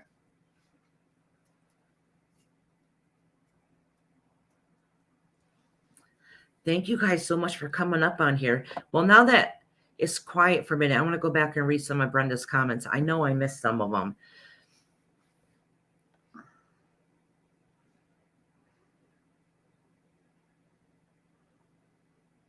Oh, you did. You had a feeling that your daughter, something wasn't right, so you told your daughter to change her ride. No, that's good. That's No, good. Keep going down and read the next one. Yeah, I am. Let me post it up here so I can see it better. And that night, the one she was going to a rave, and she told me next day there was an accident. Oh, their close friend died, but that's where she was going to sit. Oh my goodness. Oh, hold on, Brenda. I want to hear about this. Hi, Brenda. Hi, how are you? So you told your daughter, hi Purple, I'm glad you're back. So you told your daughter not to go on the ride because you had a bad feeling? Yeah, I got this really weird feeling, and I called her on the phone and I said, you really shouldn't go tonight, or if you do, you need to change who you're riding with. I said, because I'm just getting a really bad feeling that something's going to go on. And she Mama's usually intuition. listens. She usually listens to me, and she turned around and she changed at the last minute Good. and rode with somebody else, Oh, wow. And then they found out that the car she was going to be in was a seat she was supposed to be sitting in, where the girl went through the back window and hit a tree. She died instantly. That's so scary, knowing that your daughter's literally this close. I know. Oh, wow. I know. So your daughter knows to listen to you now, huh? Oh yeah, she does. She calls me all the time when something's, a little off or something, and we'll talk about it, and I'll give her my input, she'll give me her input, and it's like I had her come here and try to stage the house that I moved into. Yes. Because when I moved in here, it was like I just had a feeling that something was off, but I was so anxious. My anxiety was like, I didn't have any meds. We moved from Mass to Texas. Oh, that's a good call. Yeah, and we came by bus of all things, Oh. And it was a great trip. That part was great, but we were living with her and her girlfriend, okay, and she had bought this big house. She wanted everybody to move in together, Oh, yeah. Her girlfriend did. Her girlfriend's like, because they had stayed with us while we were up north, So I'm like, why not? We got nothing else here to do, I mean, the mobile home we bought was old, falling apart. The roof had been splitting in the middle, Oh, really? Yeah, because they built a rock wall on one side, right in the middle of where there was a double wide. So they put it like right in the middle with a fire thing on the side, and they put a wood stove on it. Well, the weight of the wood stove was tearing at the seam. Ooh. So we really didn't know if it was gonna just flop open. Yeah, that's what was gonna happen. I mean, the floors were getting all spongy, and I was like, you know what? Let's just let it go and let them try to sell it. And we never got any money for it, So, but yeah. But I mean, I have been to Mass. Huh? Did you move back to Massachusetts? No, I'm still in Texas. Are you? I live in Connecticut. Yeah. That's why I asked. Yeah, my daughter's here, my son's here, so Nice. my daughter's not sure what she's gonna do because her and her girlfriend just split up. Yep. And so I'm trying to look for a 2-bedroom because she's in like a domestic violence type of relationship. I mean, so I'm very worried about her Hi, Mother state dearest. state of healthy being, Yeah. and so I just try to be there for her. I've been buying food every week because the girl's not putting any food into the house. Oh no. She's got no heat. She's running a electric heater through Oh an extension cord into her bedroom yeah, that's because that's where dangerous. she stayed. It's very dangerous.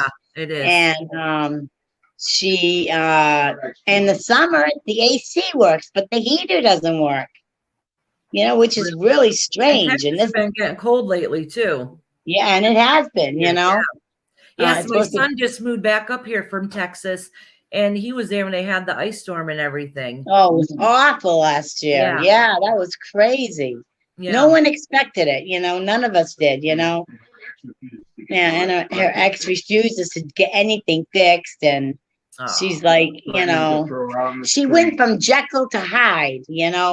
When she lived in my house, she never treated anybody the way she's treated us when we were here. Really? Do you think it's because of the stress she's under and she just takes it out on the wrong people? She was getting all her bills paid. Oh. We were giving her $400 a piece out of my husband and I, and my son hadn't been working. Then he started working.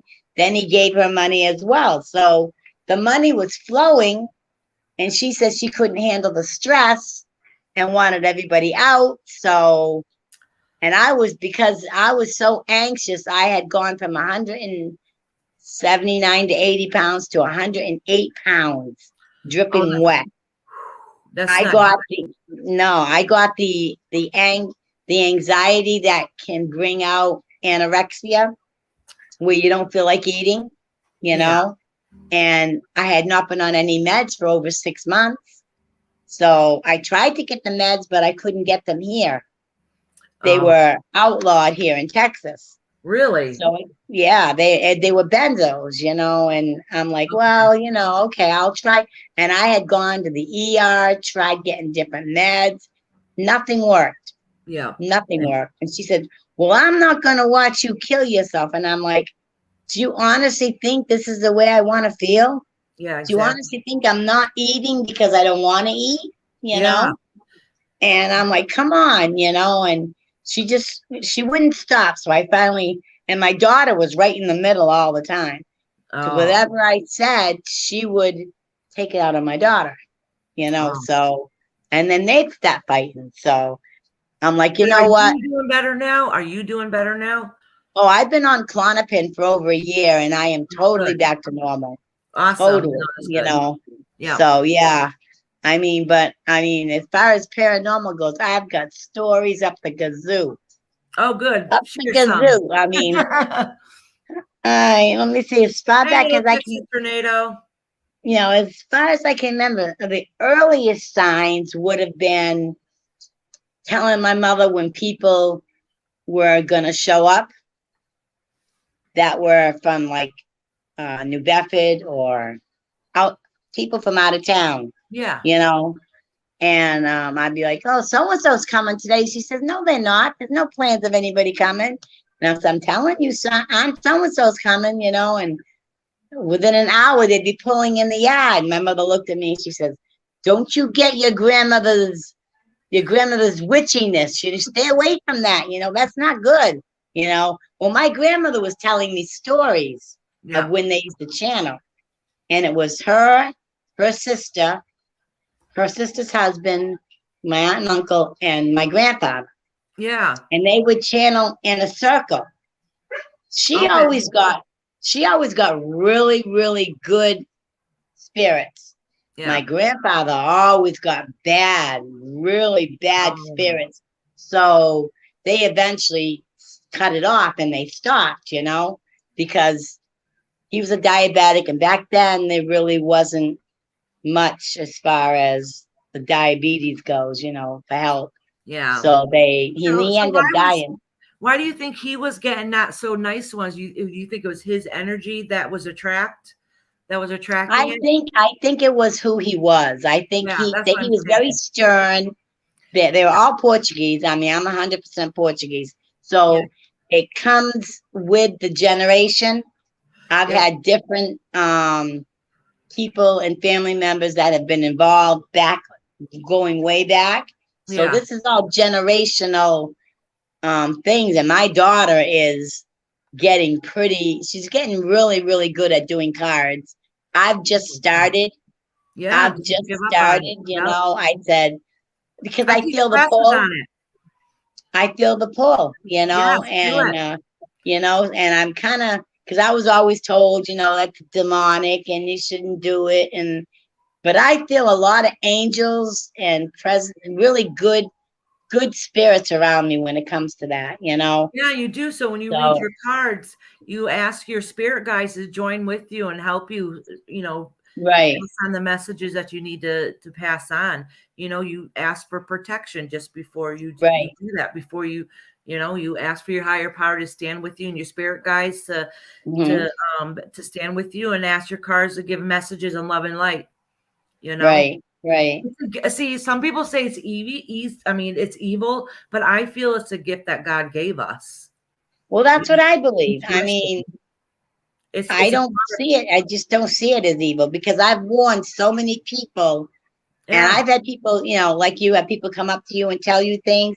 I'll yeah, have people come up to me and tell me their whole life story, yeah, just like, their whole, and I'm like, I don't even know these people, and they like, I feel like I've known you all my life. I got to tell you this story. And I'm like, yeah, okay, all right. I sit and I listen. But I think if I got a familiar shape, face, and it just attracts, people will tell me, are you your related to so aura and so? attracts. Yep. Hi, Carla. How are you doing? No, your So, energy attracts. Yep. So yeah, that's why I said, your uncle's energy can so if he was a stern person and didn't have the best energy, that's not saying he's bad. right, He didn't have the best energy. You are what you attract. right, So exactly, if you keep exactly, repeating the same horrible cycles in your life over and over again, it's because that's something you need to fix. That's who you're attracting into your life, even if you right, don't like right. it. Well, what you put out there is what you get back. I've always Absolutely. said that. No, Even that when it comes to absolutely. men, Yeah. even when it comes to men, I've told people so many times, you need to stop. You're attracting the same type of people. When Yeah. you attract those people, it's like if you're attracted to alcoholics, that's what if you get into that, that's what you're going to attract, Yeah. Why do I you keep know? finding an alcoholic over and over again? Because you're not changing your frame of mind. Your And that's energy, hard. your frame of Yeah. mind, how you think of somebody, what you want in your life, You're attracting, and that's really hard. That's easier said than done. Somebody says, "Oh, It just really is. It really, stop really going is. after them," or just Yeah, change your outlook. No, that's soul searching. That's hard. That's it worth really is. It checking really on is. yourself. Yep. It's hard to really center and know. You got to deep search and Yeah. realize why you attract these people, these certain people or these certain types of people. What are you missing in your life? Why does it make you feel like you need that? You Yep. need that because they usually abusive in one way or another. Yep. Why do you need abuse? Well, I was abused as a child. I was abused a few times through my life. Maybe that was the connection. I don't know, but I finally put a stop to it, and I said, no more, Yeah. So, no all right. more. So, I had a horrible childhood growing up. I mean, my mother just left. My mother was not the horrible one. She was very strict when I was a kid, but I also gave her a hard time. But she was set. Right, She's grown and evolved a lot too. So she was just right, really strict and set in her own way. She was not a bad parent. But I had a lot right, of bad circumstances that happened in my life. My father was a child molester and a Baptist minister. You know what I'm saying? So, right. And that um, usually happens a lot in that, for some yeah. reason it does. Yeah. So, I've been raped. I've had horrible, horrible things happen to me. And the thing is, would I change anything that's ever happened to me in my life? No, I wouldn't take none of it back. I wouldn't take back those Right. demons. I wouldn't take back my jaw getting broke. You know why? Because it made me who I am today. It makes you It made me- stronger. It makes it you does. able to So, see yeah. it, So you could fight take it it, two and ways. Yeah. So I could felt sorry for myself. I did for years. I was in and out of hospitals, had to be on a whole bunch of Right, medication. right. It took a lot of soul searching to be able to learn to love myself again. But now that I do, I could never ever regret everything that happened to me in life because it I made me love my grandfather was he was in his late 90s when he died, and I was left in his care while my mother was working until my father got off work. So it yeah, was maybe a couple hours during the early evening until the transition, my father coming home. Well, one night, and it only happened once that I can remember, and he yeah, tried to get me to suck on his penis, and I'm like, yeah, I looked at him and I said, no, Vuvu. That's what we say in Portuguese. yeah, Vuvu means grandfather, and I said, no, Vuvu. And he said, Dabu beijing, give a kiss, and I'm like, no, no, no, yeah, Vuvu, no, you know. And right when my mother got home, I told her I was not holding anything back. I'm outspoken till today, you yeah, know. And I told my mother and I told my father. My mother went because we were in the tenement building. We were yeah, on the third floor. They were on the second. And my mother went down, told my grandfather, and told my grandmother. My grandmother handled my grandfather. But a few days later, we were down there having dinner, and I had walked into the living room, and all of a sudden he grabbed the glass ashtray and hit me over the head for telling, mm. you Yeah. know, You know and what sucks with things when that used to happen back in the day, like when I was younger, it was hush hush. yeah, nobody Hush said hush. anything. Nobody said Nobody said anything. anything, You know, just stay away from him. Just stay away from him. Right, Nobody right, can say right. anything. Let me tell you what I would do if I find out Yeah, something happened to my I child. know, I know, exactly, exactly, and It's so different day and age now, thank God, that we would yeah, tell. Like we know we feel safe enough to tell, and our parents will actually do something about it nowadays. right. You know, Today you can guarantee, thank and it wasn't God that you like can that back guarantee. then. Mm. But even then, I mean, even now, I think some kids get bullied into thinking if you tell I'm going to do this or I'm going to do No, that, that's and yep. he didn't say that to me. My grandfather did not say that to me. I was the oldest granddaughter. That I don't know if it was just he was going senile at 90. I think it was 97. He died like 10 years. He was like 101 or Yeah. 102 when he died. So it was hard for me to deter whether or not it was just Okay, so that was a horrible experience that happened to you, but did he do that to other family members? I said that really could have been his age then. yeah, Honestly, yeah. it could have been his age. He Not used to dress me up when I was young, dress me up in flannel dress, I mean velvet dresses, and take me for walks. That was his pride and joy, yeah, and to have that as I got older, to have that happen, it was I knew something had to be wrong. And I told my mother, I said, something's wrong with Babu, I yeah, said, something's not right. And and that's what I believe in my heart, because he would never do anything to hurt me. I mean, yeah, yeah. and that's the I only mean, way I can figure it. let's knock on wood that was because of his age. I've heard of things like Right. that happening because they don't Yeah, really well, understand. it's like he was, I don't know if he was like not remembering who I was at that point, or if it was just maybe something he naturally did with my grandmother, I don't know, Yeah, because I know that happened to my husband's cousin when their grandfather was getting ready to pass away. She was taking care of him. He tried the same thing with her. Never Right, has grown up. Never did to any other child. Did it right, with her that right. one time, and she's like, "No, no, what are you doing?" And then he's like, "Oh, nothing." And Yeah, she said yeah, that he never did that until he got really a lot older and he started losing it a little bit. right, She right. said And he that was that never like seems that to me, before. that seems like it would fall into that category. But the next time I was about 11, and I was swimming with my kid, with Yeah. my cousins, and he was like my favorite older cousin, and he kept pulling me over to the side, and we were all swimming in this little inlet. And I think a couple of the parents had maybe left us there, or they went down the street, or they were doing something.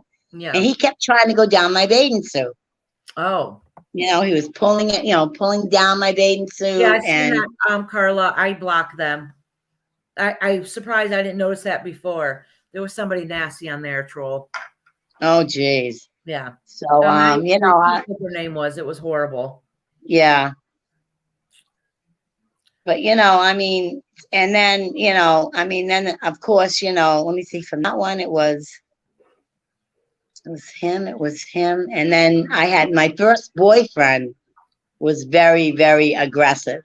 Yeah. And he was an alcoholic, and he would force me basically to do. Now we dated off and on, we were engaged and everything, and Yeah. his alcohol got to the point where I just couldn't handle it anymore.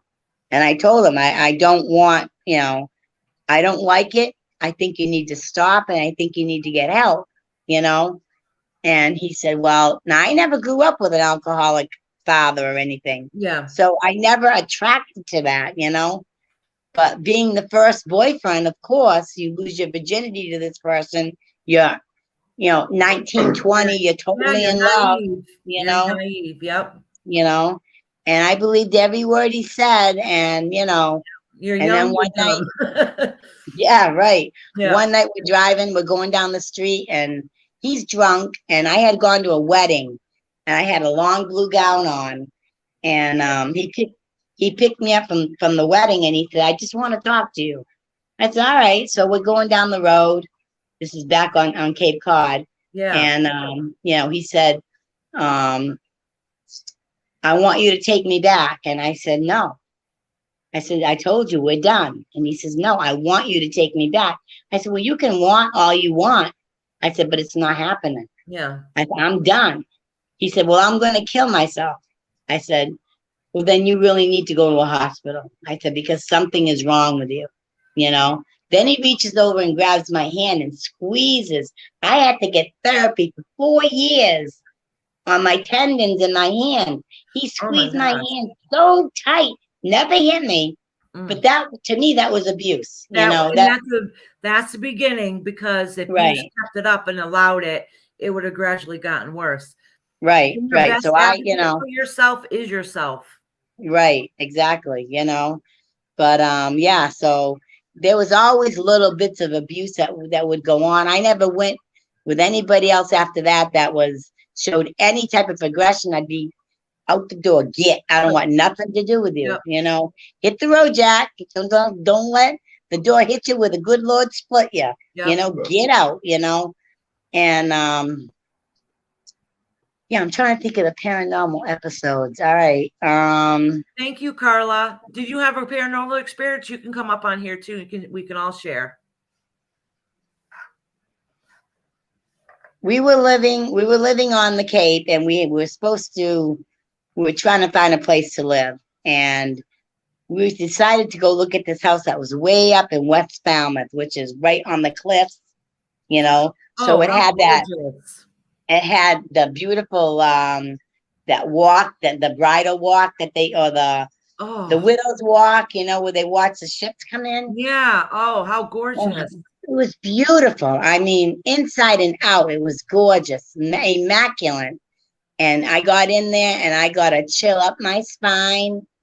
And let me tell you, from that point on, I felt such dread, right? I felt, as we were walking up the stairs, there were fireplaces in each bedroom, because that's how old the house was. Oh, wow. The heat didn't even go all the way through the house, yep. And my mother goes, well, I like this. And I looked at her and I said, nope. And she said, why not? I said, I just have an eerie feeling. We go downstairs. Yeah, we go downstairs, and the whole shelf, they had like one whole wall of bookshelves, was all black magic. Really? Everything was black magic, everything on there. And I'm like, no, the price was great. Yeah, the price was cleansed then, like seriously. Yeah, it definitely needed something, because, and I didn't really know about cleansing at that time, and it's a shame, because that was a gorgeous house, That's too bad. And you know what? And And the family probably would have broke apart if you guys wouldn't moved in there because y'all would have drove each other crazy with all that energy. and it was very strong. And it was a man. It definitely was Oh, a man. I could feel it. I could feel like he was breathing on my neck, you oh, know, yeah, and that's not a good energy. Nope. no, no. That gave And me yeah, that was negative. That was negative. yeah, I could sense it right away, and Yeah, I was that's like, happened no, when we investigated a place, never where I live, knock on wood. But we right, investigated places, happened a couple places, not that often. It's happened a couple times. And I truly believe that you have to be stern with spirit. Like right, get the freak off of me and leave me alone. Like I would right, be stern. right, It's like it was a creeper guy standing behind me. Get away right. from That's what me, it get felt off like. me, and stay back away. Like you're not Yeah, allowed in my energy field at all. Yeah. right. And my mother didn't pick up on stuff like that. My mother was very timid. She was a cancer, but she was brought up during that era where it wasn't considered something that you played in, even though her mother It's was a fear. channeler. I mean, she told my grandmother one time, don't tell her those stories. She's too open to it. And I wanted to hear what had gone on. Yeah. To me, it was Yeah, and that back then they think they're protecting you, but they're really not protecting you though, because no, you don't know how to protect yourself or how to deal with it or even know what you're seeing if somebody doesn't ever right, explain it to you. right, exactly, Like exactly. I said, I was told by my father, who was a minister, that that stuff was Satan. That's bad. I wasn't really seeing that. And I'm in my Right, head, I'm a little kid. I'm like, yeah, but I am. So then you start thinking, second guessing right, yourself. Am I right, just exactly. imagining it? Is it true if they say it's not fake? And so I shut myself off for quite a Yeah, few you do. You close down, years. Yeah, you do close down, and it's natural, I Yeah. think. And then when we got into Florida, that's like a belt of just so much stuff. And I Yeah. was involved in a church, and there was a man that was doing. It was called the Upper Room, and he was doing a. He was talking in tongues, Oh, and what kind he of was. church was it? Um, Actually, it was Jim and Tammy Baker's. Oh, really? Yeah, and they had a place where it was inside of a coliseum, and it was just beautiful. And way up high had an upper room, and people would go in there. They were supposed to have been prophets, and Yeah. they were speaking in different languages. And my sister said, I didn't understand a word, and I understood every single word the man was saying. You My did? sister said, yes, every single word. And I'm like, well, I don't know about this. And then I had a woman come up to me and she grabbed my hands and she said, I want to tell you, she said, that you are a healer. You have some kind of healing Yes. inside of your body, she said, and you need to release it and learn how to use it. Well, that scared the living crap out of me. I'm like, why me?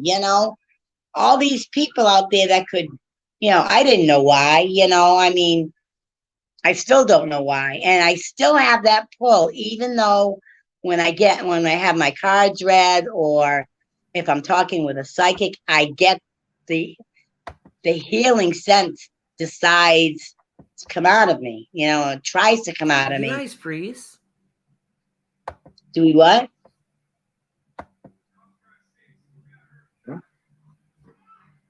Uh-oh, something happened. Hold on. Okay. Whoop. I get the main screen.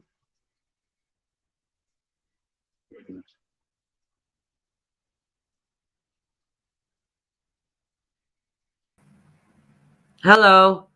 Hello, can you see me? Yeah, I can't. What happened was, this Hi. is so weird. All of a sudden, the chat, as soon as I wrote, I want to hear your stories in the chat itself, it started flickering and flashing, just the chat. And then I saw both of us had the screen went black and it was spinning.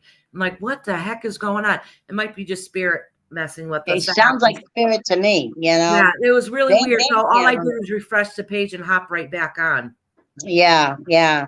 But anyways, when we were in Florida, is another story. My sister was working at a horse farm, Yeah, and cleaning stalls for riding lessons, and she was maybe 18 or 19, and I was in my late 20s. I had already had 2 children. I was married, and she called me one night in the middle of the night, and she said to me, "What are you doing?" I said, "I'm sleeping. What do you think I'm doing?" She said, "I need you to get up. I need yeah, you to pray for me." And I said, "What's going on?" And she said, "Well, and this is the girls that worked in the stable." And she said, they pulled back the rug and there was a pentagram, yeah. and they started playing records backwards. Now, mind you, my sister was a virgin. Oh, All right. She was yeah, a virgin. So they were trying, in my opinion, when a virgin enters that type of a cult, yeah, they get, the energy or whatever gets really, really high. yeah. And she said, when I started praying with her on the phone, her cross fell off her neck. It just Seriously. literally fell off her neck. Oh my And God. I said, you need to get out of there and get your ass home. I said, don't be there. You need to leave. Yeah, I said, you don't want that you energy. oh, it was awful. So then she left, and I think somebody put a curse on her because she ended up getting this. It was a toe disease. It's called Really? like it's pus was coming out from under her toenails. Yeah. It's called wet foot something. Oh, And she always wore boots and stuff. She was yeah, never unprotected. yeah, yeah. And she definitely had a curse on her. Oh wow. Did she get it And fixed? yeah, yeah, yeah. I mean, I had a friend come over. We saged, and Yeah, she went to the doctor, and they gave her medication, and yeah. she soaked her feet and everything. But yeah, I mean, it was pretty scary when I was like, oh my, she's never called me for any type of spiritual guidance. That was the first time she really reached out to me, Because she you needed know? it. Yep, she Yes. needed it. And I told you need to get out of there now, Yeah. you know? And when she went to get her last paycheck, they met her at a gas station, Mm-hmm. and I was in the passenger side. And this girl, so the cars were facing each other at the Yeah. pump. And my sister started to walk across, go in front of the car, and start to go to where the woman was. And all of a sudden, this woman's face changed, and it became very ugly, very evil looking. And she was revving the gas and revving the gas, and Holy shit. like she was gonna, ram into her. Yeah. I said, "Come on, hurry up, let's go," because she couldn't see it from where I was, you know. And she did. She got in the car, and then the girl took off, and I was like, "Oh my Lord, thank you, whoever was with me, whatever spirit guides were here, whatever because Yeah. I was afraid she was going to run her over. That's what I was afraid, because Oh. she didn't want to join that certain cult, and they were drinking and getting high and No, playing the you don't want to be music. part of that.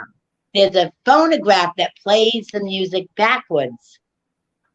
I used to hear stories about that when I was younger, when we Yeah, used to use yeah, records. right, Years exactly. They ago. were records, Yeah. and they would play them backwards, and I was like, oh my goodness, you need to get the hell out of there.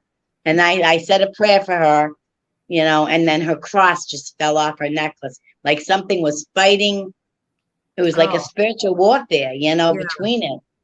Yeah. And she never went back to work there, Thank Good. God. Good. You don't Because want that energy. It probably would have no, gotten worse. no, Yeah. it Oh, she's was lucky. definitely bad. Yeah, she definitely got out of that one, you know. So yeah, and there's so many more. I don't want to take up everybody's time. I'm sure Oh, little somebody Texas else. Tomato. You don't have to show your face. No, you're fine, Brenda. You Okay, don't all have to right. show your face if you don't want to. I'm pretty sure I'm positive it's you. Well, can I just see your face when we come up here, but not on the camera? I can switch it just to me so nobody else can see you. Is that okay? Hold on. Let me switch it just for me. Brenda's still going to be on here, but I'm going to show it. So I think it only shows my face. There. So if you pop up, I can see your face, but don't put your camera on once I click it over. There you go. Can I see you for 1 second, hon? Okay, that's fine. I don't need to see no more. Okay.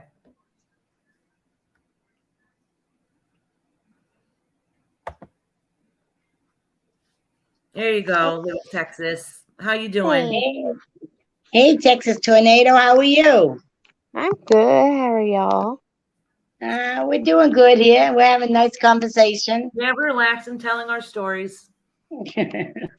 It's fun to get it out, so people can learn, Yeah, not just that. And Sometimes we don't have people to share them with, and you get excited because you're like, "Oh, I got somebody I can talk to about this. I've had this happen." I tell my husband all the stories, and he just looks at me, and then I'll tell him something, and he'll in awe. He stops because what I told him was exactly what was going on, and he Does he just, believe you? Because my husband used to not Yeah. believe me.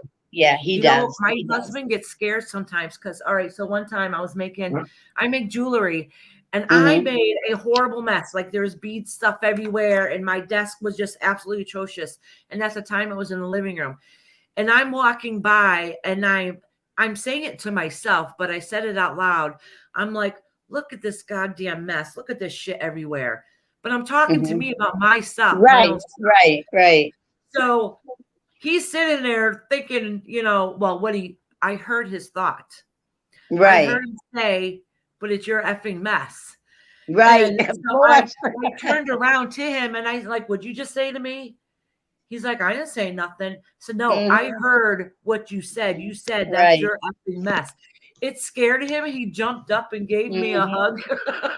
Oh, I'm sure. Yeah, They it's do get scared, yeah, that's And, happened a couple times. He doesn't like it's when that happens. natural though, because if they don't deal with it in their own lives, and then they Yeah. get with somebody that actually, why am I cockeyed on here? There we go.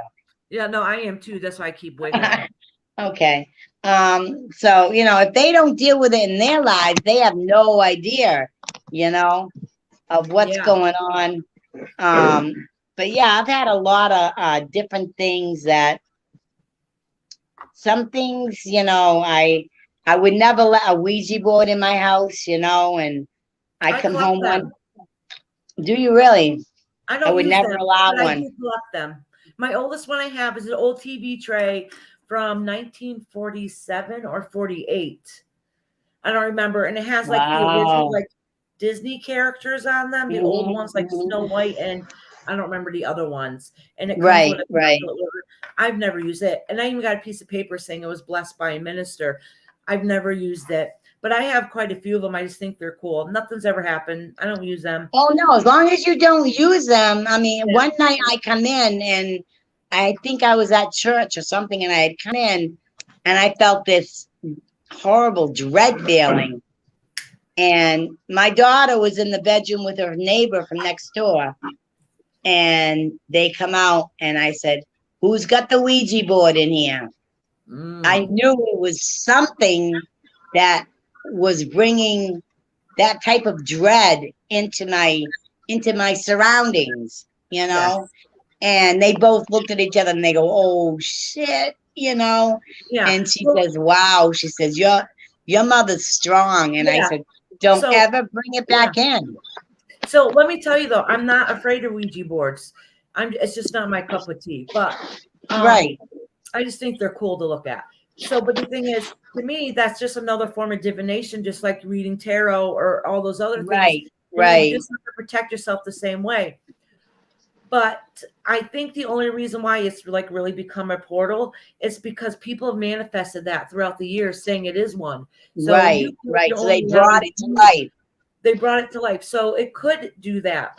So I'm not saying that people shouldn't use them. I'm just saying that you at least need to know how to protect yourself and your surroundings, Right. your space. You make your space sacred. Well, I knew something was in my space. I could tell, I mean, I knew it, Yeah.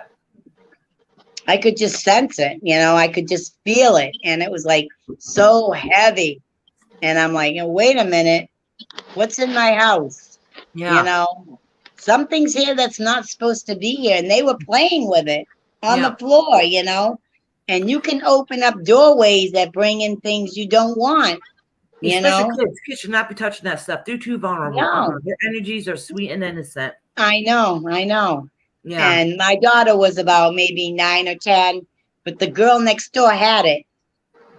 And she brought it Oh. over and she said, my mother's going to know that's here. Yep. And, Sure I enough. proved her, I said, yeah, I could sense right away.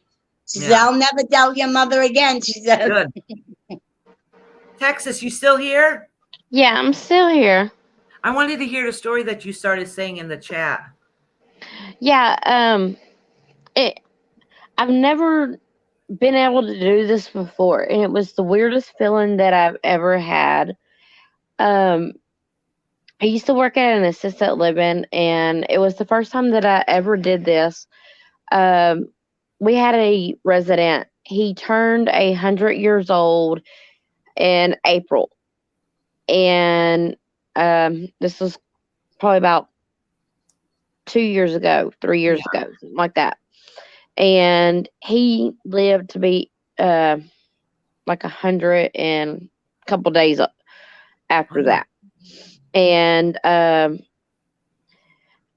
the day he passed away, I went into his room because he had one daughter that lived maybe 30 minutes away from him, Yeah. from where we were affiliated at. She refused to come, take care of him, anything. Oh, that's so Um, bad. so sad. he literally was just sitting there passing away with no family around, no nothing. Right. And I would go after work. I would clock out. I would go sit with him, hold his hand. He was a preacher and an old cowboy. And I would sit there. I would pray with them. I would play songs and stuff like that. Just talk to him, And I knew he would listen. He could hear me and stuff. And that morning I got in there for work. I went straight to his room. I had a feeling something was wrong. So I went straight to his room, and my coworker come in, and she's like, "What are you doing?" And I said, "I'm giving him a bath. I want him to be freshened up. I want him to be comfortable." She said, "What do you mean?" I said, "I'm telling you, we have 5 minutes left." Oh, She wow. said, "What in the world are you talking about?" And I don't know, most black people, they're scared of being around when people pass away. Yeah. Right.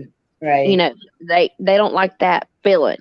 Yeah. And my coworker that was there, she was a black lady, and she's like, "You're scaring me."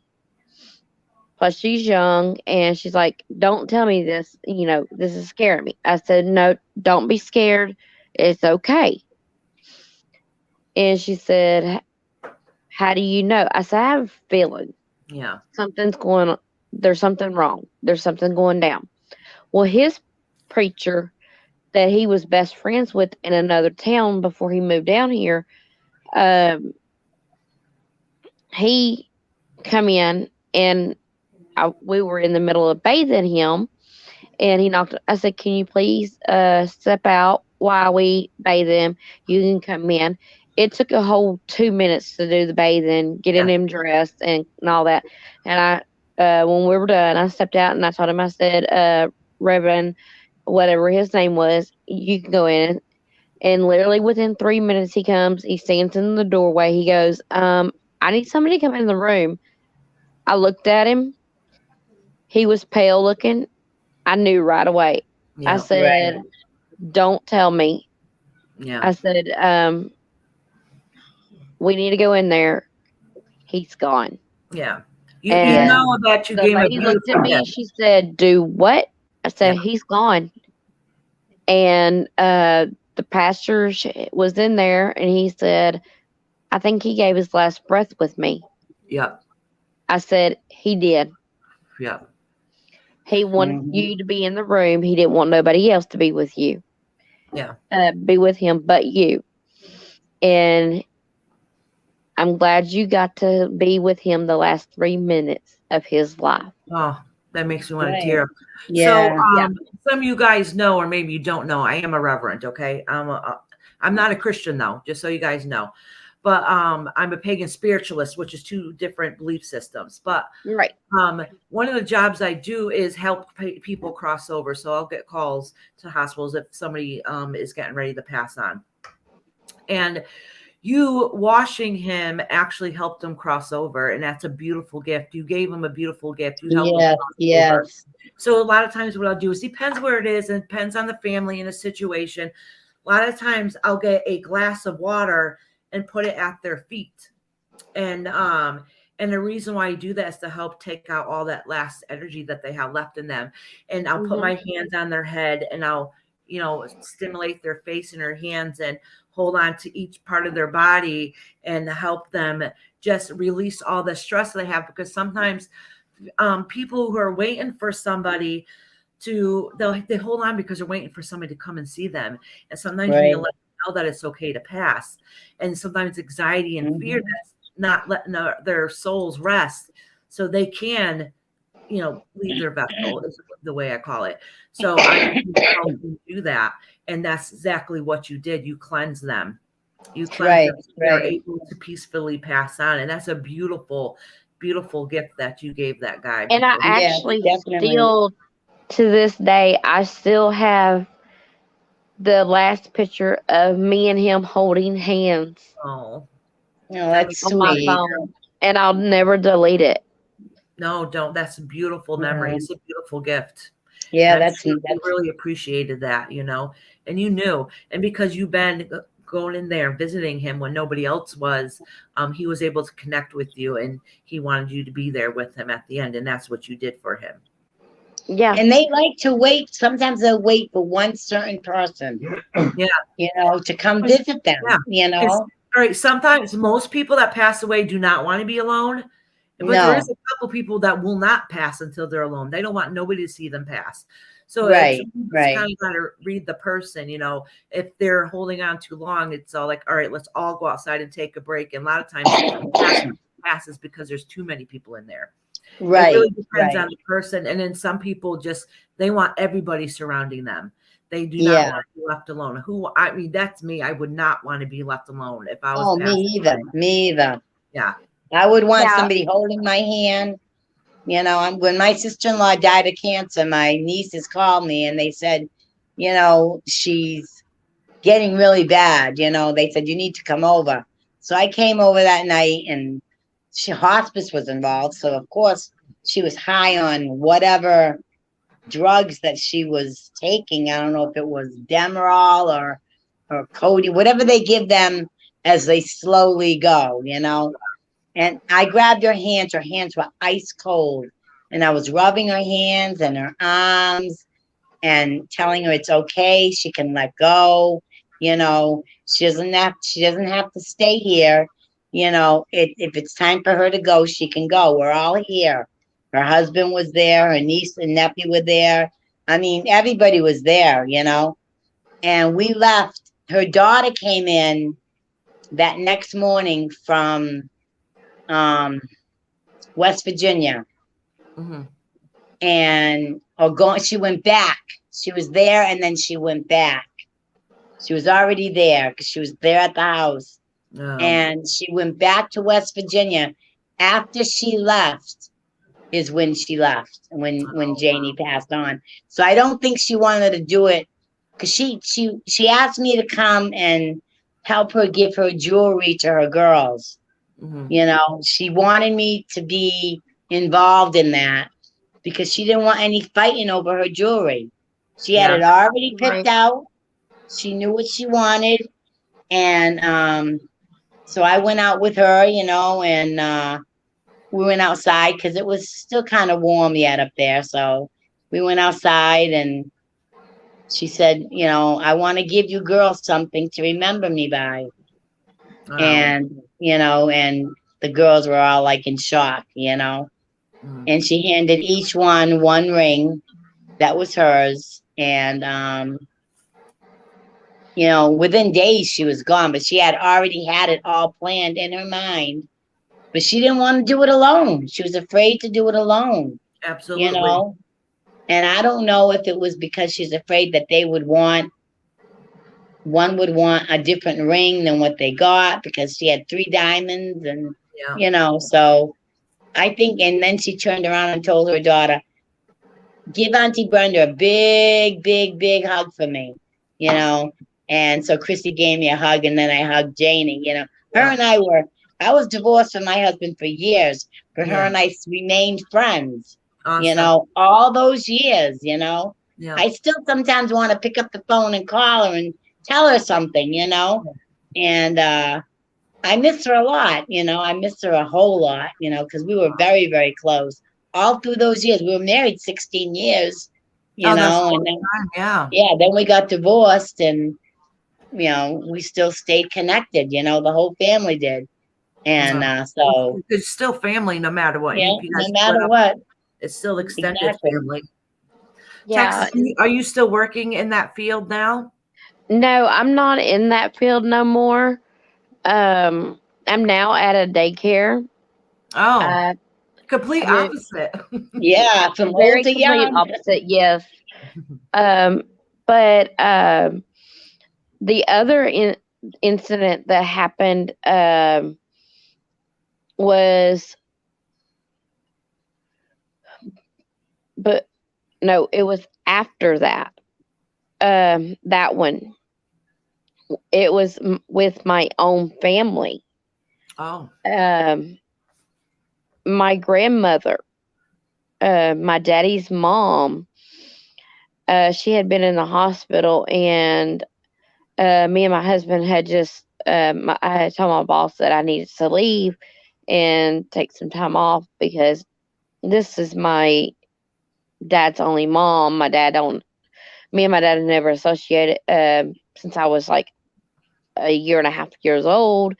And, but his family's always kept in contact with me, especially my grandmother. I was very close to her.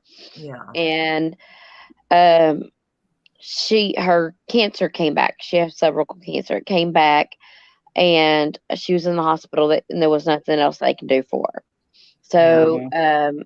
I wanted to go see her and everything. And then I come home, and I wasn't home, but maybe like a day and a half. And I got the call saying it don't look good. She's going home, and they're going to let her go home. And I went straight back, and we got her ready in bed and at the house and everything. And I told her at the hospital before I left, I said, Granny, my last wish is I want to be in bed with you and hold you. I want you to hold me. She said, Baby, whatever you want, Oh, it's granted. I said, Okay, Granny. that is so beautiful. And Yeah, yeah, definitely. I got that wish granted to me. And Beautiful gift that you gave to her and for yourself too. Right, yes, right. Yeah. that was something that me and her held together. Yeah. And nobody in the family ever knew it. And I have a baby brother that has been adopted out Mm. since he was 3.5 years old. Yeah. I never knew where he was, never had contact with him. And when my granny passed away, Yeah. he called me. Oh, Oh, wow. wow. I was down there, and he calls me. He said, I want to meet you. Can you meet me at Sonic? I got pictures with him. And I talked to him for maybe a week before his adoptive father, because his adoptive father is a very, um I don't want to say like he's abusive or anything. My brother says that he was a very good man. He still is a good man to Yeah. him, but he's very hostile towards his biological family, my brother's biological family, because he's scared that he's going to lose him. Okay. Yeah, that makes yeah, sense. that's That makes sense. understandable. But my granny always was able to keep in contact with him. He always watched them. She always babysat him and everything. So she was the only one in the family that was ever to have anything to do with him. And um, I told my granny, I said, if there's anything I want, can you please grant me to see my brother one last time? And I think it was her that made it possible Gave you for it that to gift. happen. Oh, yeah, she did. She did. Oh, how That's beautiful. And beautiful. my all the family was around, all my cousins, my aunts, and everything. They were in the room. My granny was holding on. We can tell something was wrong. She was Yeah. struggling. And I said, Granny, what's wrong? I said, you need to go. You don't need to suffer. You just need to go be with your daddy, which is her daddy was a Pentecostal preacher. He Mhm. was a healer. Mm-hmm. Uh, he can heal souls and everything. And because we are from the Blackfoot Indian tribe out of Louisiana, Oh, Oh, wow. and the chief of the Blackfoot Indian tribe would come to him at night and bring their people that needed healing to my grandpa.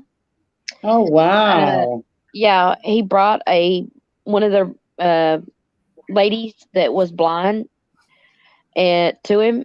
My grandpa healed him. My grandpa healed one of my uncles, oh, and still to this day, here in Plantersville, Texas, there's a church that has a hole in it from when he prayed over my uncle. And when he prayed over him, he had vomited this green stuff out, and it burnt the concrete. really? Oh, The my, vomit wow. was like acid, and it burnt a hole in the concrete, and it is Oh, still there wow. to this day. Holy. And Wow. yes, and I kept asking, Granny, what are you holding on to? What Yeah. is making you stay here? And she wasn't talking. She wouldn't talk or anything. And so I told somebody, I said, go get my phone. Mhm. And I had my dad's number, my real dad's number, and I called him. I said, Granny, do you want to talk to your son? And she wouldn't answer. So I called my dad. I said, Dad, I said, you need to talk to your mom. He goes, I don't want to talk to her. I have nothing to say to her. I said, your mom's not in good health. She's on her deathbed as at the moment. You really need to talk to her. He said, there's nothing for me to say to her. I really don't care.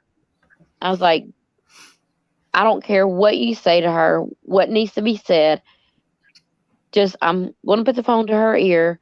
Just say whatever you need to say. Make amends. Do what you need to do. Just, Mm-hmm. she can hear you. And plain as day, she says, I love you. Mm. And that was the end of it. I took the Wow. phone away. I hung it up, and I looked at my family. I said, 10 minutes, say your goodbyes. And they looked at me. They said, what do you mean? I said, I'm telling y'all, you got 10 minutes to say your goodbyes to your mother, your grandmother, And Mm. they left me there for 5 minutes with my grandmother. And after that, they told me I had to leave the room Oh. because they knew I knew the truth. My mother, which was her, which is her ex daughter in law, and she refused to call her ex daughter in law. The whole family still calls my mother their sister. Right. And my mom was at my grandmother's head of the bed, and she looked at him. She said, when my daughter is telling y'all have 10 minutes, you better listen to her. Hmm. She's telling you the truth. Yeah. Because my mother was in the same field as me, Oh. and she's seen it many a times. And they looked at my mom and said, "Do we need to get her out of here?" And my mama and I didn't know, but my mom told them, "Yes, get her out of here." They let me stay 5 minutes, and after that, they got me out of there and told me I needed to go be with my husband because my mom didn't want me to see the last 5 minutes. Oh. Do you think it made Yeah. it would it make it worse if you seen her in the last 5 minutes? I think it would have because Your family knows uh, best. my mom, she was my step grandmother. But with me, I don't consider my step family as step family because I've been with them since I was 2. Right. Um, That's your family. Family. Yeah. yes. Um, I literally watched her give her last breath, and I begged. She had a DNR, Yeah. and I watched her because my mom and my dad, my stepdad, I call him dad, um, they were on the phone with my aunt in Ohio, and I they weren't paying attention, and I was, Yeah. and I flipped out, and I ran down to the nurse's station, and I started freaking out on them, and I told them to come and do what they needed to do, and my mom's like, "There's nothing you can do. Uh, she's DNR. We can't do anything." And I'm like, "I don't care Right. what y'all Right. say. Y'all are doing what I say." Yeah. And then when my mom told me, "No, you can't. We can't," and I flipped out and I ran out of the hospital, and my cousin had to go and find me. That's when my mom knew I couldn't handle this one, so she knew to get me out of there. No, that was a good Right. thing. That's Yeah. I truly believe it's easier said than done because when it comes to your own family, you do not want to say those goodbyes, No. even if you know it's coming, even though you guys have been planning it for a while, when it actually happens, it makes it more tough. So our family talks extensively about what our wishes are when we want to pass away because we've seen what happened a lot of times in family. I can't even tell you how many times I've been in family's room when they pass away. I've said to my other minister, the one that at our church, I said, does it come to the point when you have so much death around you that you're just numb to it? Because honestly, that's how I feel. Not that I'm not empathetic, I am, but I'm seriously so used to it. So like 2 years ago, 3 years ago now, I don't know, something like yesterday, I had to read my last rites to my grandmother. She was my step grandmother, but she was still my grandma. Right. And she had a DNR too. And a lot of the family now, I've been dealing with this a while for a lot of people passing away, and I've been with other people that have crossed over. So it was a little easier for me. And they knew she had a DNR, but some of them didn't like it. It's nothing worse than watching a family member suffer. Hmm. You want to help them. And Yeah. sometimes I'm not saying this to sound rude, but sometimes we want to help them for our own selves. Exactly. It's for our own selves. It's not really fair to them, that you don't want them to suffer, but then again, you don't want to you don't want them to pass away either, and you're not being with them. Right. So, I know some of our family really struggled with with her passing, but she had dementia that came on like this actually, and they said it was going to kill her, and within a couple months it did. And a year before she was fine, perfect memory, perfect everything, and then Wow. it went real quick. So it was a lot faster and progressed a lot faster than they expected. So nobody was really prepared. So they really, and she did pass away at home, and it was during COVID. It was when COVID first happened. Right. Family was all upset, or for one, they felt guilty when she had her the last morphine she had. They were thinking that that's what killed her, because we all knew that last time that she was going to pass over.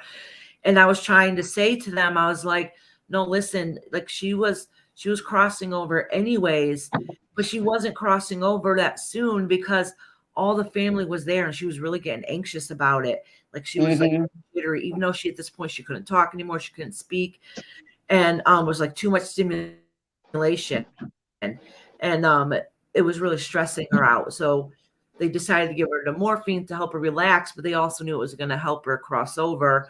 So the family really struggled with that for a long time, thinking that, did we kill her because we gave her morphine? And I'm sitting there saying, no, I promise you didn't. She was passing anyways. You guys would have prolonged it another day or so, she would have been suffering. That was her. Best to do it that way. Yeah, and then they didn't. Then they didn't even call the people from the funeral home to come and get her yet, because they wanted other family to come in to be able to see her before they took her away, because you couldn't in the hospital, it was COVID. So then they felt bad because they couldn't have an actual service for her, because she was very strict Catholic, that they couldn't have that type of service for her, and they couldn't say their last goodbyes at a funeral. And I was trying to explain to them, like, but you guys got the best gift at all. I'm like, you guys got to be there with her when she needed you the most at her last breath. I'm like, I don't want to be blunt and say, like, saying your last goodbyes, you were there, and you were there with her for hours after she passed. So loving her and caressing her and telling you how much you loved her while other family was coming in. I'm like, that's a better gift than viewing her body in a casket. I know that's exactly. I agree. I speak very bluntly. I'm trying to do it as best I can, but and to me, I just couldn't understand why they didn't think they got to say their last goodbyes when they were able to be with her. The whole family, the whole family, was able to be with her. I was going to stay home. I did go earlier that day to say my last goodbyes. And then I went home with my husband and my family, and they called me in the middle of the night and asked me if I'd come in and give her last rites, because they think that, she would be able to pass over sooner, which she did within like 2 hours or something. She did. Right. They knew that she was struggling. It's that inner battle inside of you. Like, you don't want them to suffer, but then you don't want to have them to pass over. Right. And that's a really inner battle that you have to struggle and deal with, so I understand how that is. And actually, 4 days before Christmas this year, my uncle passed away, and I had to go in and say his last rites too. But he was part Native American, so I did a little Native American thing. So it wasn't so Catholic. Right. Catholic, but that's not what he wanted. So, and then matter of fact, because of it was winter time and he wants to be cremated, and I cut off his I cut off his beard when he passed away, and we're gonna do something for a ceremony when he passed away. I know that sounds weird, but it's our tradition. So. Oh, really? That's odd. Yeah. You just cut do they usually have a long beard? Well, I'm presuming they probably do. Well, he was a biker. He was a biker. Yeah. Okay. Yeah. So that's part of the reason why he had the long beard. But right. So sometimes your hair can be extensive. Some will say your higher power, as the story goes along with it. Right. So, it's like you're to the heaven, so some won't ever cut it. But so his beard was kind of like that, is what it was. And so we tied it off and cut it off, but he used to always have it tied anyways. So we cut it off, and I have it now. And my uncle wanted my husband to have it. So I know it sounds weird, but I'm gonna tie it in the braid, and my husband's going to carry his motorcycle with him. And we're Oh, going to do that's something for the good. ceremony too. So I Oh, know that that's some great. people have different traditions and different things that they Well, do. yeah, every family has a different tradition, you know. Yeah. I didn't get to see my dad pass. He had a stroke, and he was in the hospital. He was in the Veterans Hospital, and he had looked up. I remember him looking up to the ceiling, and he said, "Dot," he said to my mother, "look at that huge fly up there." Well, in the Portuguese tradition, they see like some kind of a large, either a fly or a mosquito or something before they pass. Yeah. And then he turned to me and he said, "Brenda." I said, "Yeah." He said, "Will you go get me some orange juice down in the cafeteria and get some for the kids?" Because I had my 2 kids with me. So I said, "Okay." So I went down and I got him the juice that he wanted. I got the kids a juice, and Mhm. I was coming up the elevator and I got that strong feeling. And he died before. He didn't want me to see that. No, I some was don't. daddy's Some girl. don't. I was daddy's girl, you know. He did not want me to see that. And my husband come out and I dropped to my knees, you know, because I knew Yeah. that was it, you know. So I didn't get to say goodbye like I had wanted to, Yeah. but he knew, you know, But he did not want you to see him. That's a pride thing, you know. They don't yeah, want to be yeah. remembered. That's not what they want their last memory to be. So with some No, people, they don't. you know, it Right, really right. depends on the person. Yeah, This he is didn't want how me I to. knew in the beginning that, well, I didn't know, but it was a sign, but I didn't understand it at the time. So many years ago, this is kind of funny actually. So my husband kept having chest pain. So he went to the ER. He's like, something's wrong. I need to go get it checked out. So I go up there because obviously my husband's having chest pain. You know, you want to go there for support. Well, when I go up there with him, I'm too worried about the guy next to me. And I had a nervous breakdown in his room, my husband's room. I'm crying and everything. He's like, what the hell is the matter with you? He's like, you're not even caring out here with chest pain. I'm like, you're going to be okay. There's nothing wrong with you. And he thought I was being rude. His chest pain ended up being from heartburn. So I was correct. But, you Yeah. know, but the guy in the room right next to us, actually, it was big open and there was a curtain there. And I couldn't see anything because it was closed. I'm like, the guy next to us wants to pass away. And I could see his body coming in and out of his, you know, his soul coming in and out of his body, but Right. let him go.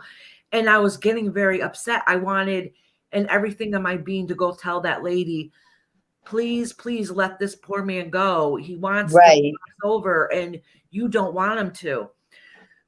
So the nurse comes in and is saying to her, it's like, listen, he's gonna end passing away. We can fly him out to the big city, you know, the big state hospital, whatever, to give this the surgery, but it's only going to prolong his life for a couple of weeks. Right. He's like, so do you got to really think if you want to put him through that, or do you want to go follow through with the surgery? So I'm thinking, please, please make the right decision. So like I'm saying, I can see and feel that he's trying to leave his body. Like he is actually trying to leave, and he's trying to tell her, let me go, let me go. Right. Soon as she said, have Lifestar come and take him by, you know, the helicopter to send him up to the big state hospital, that he instantly stopped. I felt him go in his body and he was upset. I was devastatingly crying. I'm like, all she is doing is keeping him alive for like 2 more weeks. Like it's a very selfish thing that we feel, you know. We don't want to let go. No, we don't want to let go. And I can understand. Actually, she had 2 of her kids show up. I didn't see them, but I can hear everything going on. One child is getting upset and angry, saying, stop doing this to him, let him go. And then the other sister is saying, you know, no, you know, he needs to have that surgery for whatever it was. And I honestly, and I'm surprised I didn't, because I can't have a big mouth. It took everything in my power not to say anything to them, because I wanted to say so bad. I could see him trying to leave his body. He's ready to go. He does not want to be anymore, you know, which it was really sad. But then he just gave up and went right back into his body to have to go through that all over again. And they don't know you. They're going to look at you like, how would you know what, you know, Go And this back was over there, you know? this was many, many years ago. This was when I was very first Right, on my journey. I'm like, how I don't even know how to explain this to them, like how this is right. happening. So, and my husband's in there the whole time. He's like, you need to cut it out. Like you're having a breakdown. I broke out in hives, like my face and eyes were all Oh, puffy, wow. and I was like having a nervous breakdown. And I'm like, it's not because of you. And he's like, you don't even care. I'm here. So the nurse, the nurse is coming. He's like, cut it out, cut the crying out. And then the nurse comes. She's like, sweetie, everything is going to be okay. I'm like, okay, thank you. Because I didn't want to tell her I'm crying because Right, of this guy, right, not my right. husband. But that was my first experience of knowing someone Wow. was about to cross over. And I didn't realize at the time that was a sign that's one of the things I have to do. And since I became a reverend, I've done 2 weddings. All the rest are funerals. All the rest are funerals. Wow. I cannot tell you Wow. how many funerals I go to. I'm almost like, I would be nice to have a nice wedding and a nice to celebrate. Yeah, yeah, That's what you're called to do. But so I don't know. It really, like when it comes to somebody getting ready to cross over, like my heart just, I think it's a beautiful gift to be there for somebody when they cross over. right. But it also one of those things that absolutely breaks my heart too. For It's what? very draining too. It's very, very draining. No, it's It's almost not for because me. a Yeah. piece of you goes with them, Yes. Well, that's why I'm saying, and to me, it's almost like it's become the norm, and I don't like that feeling anymore. right. I can understand that. But Yeah, maybe it's because I know what happens after they cross over, and I know everything's going to be okay. And it's right, better. I right, don't know other people don't understand that. right. Yeah, yeah. I know it's got to be a better place than here. It has to be. Definitely. And I mean, we have, and if we ever, like, I had a stroke. I never had an out of body experience. I never died. I had a stroke. I went to the hospital. They gave me medication. My blood pressure was through the roof. That's what's caused it.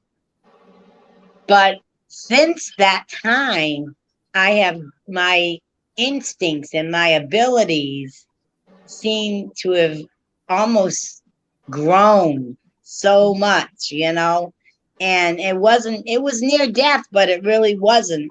It wasn't to the point where I was, I needed CPR or I needed anything like that. And usually that's when you hear about it.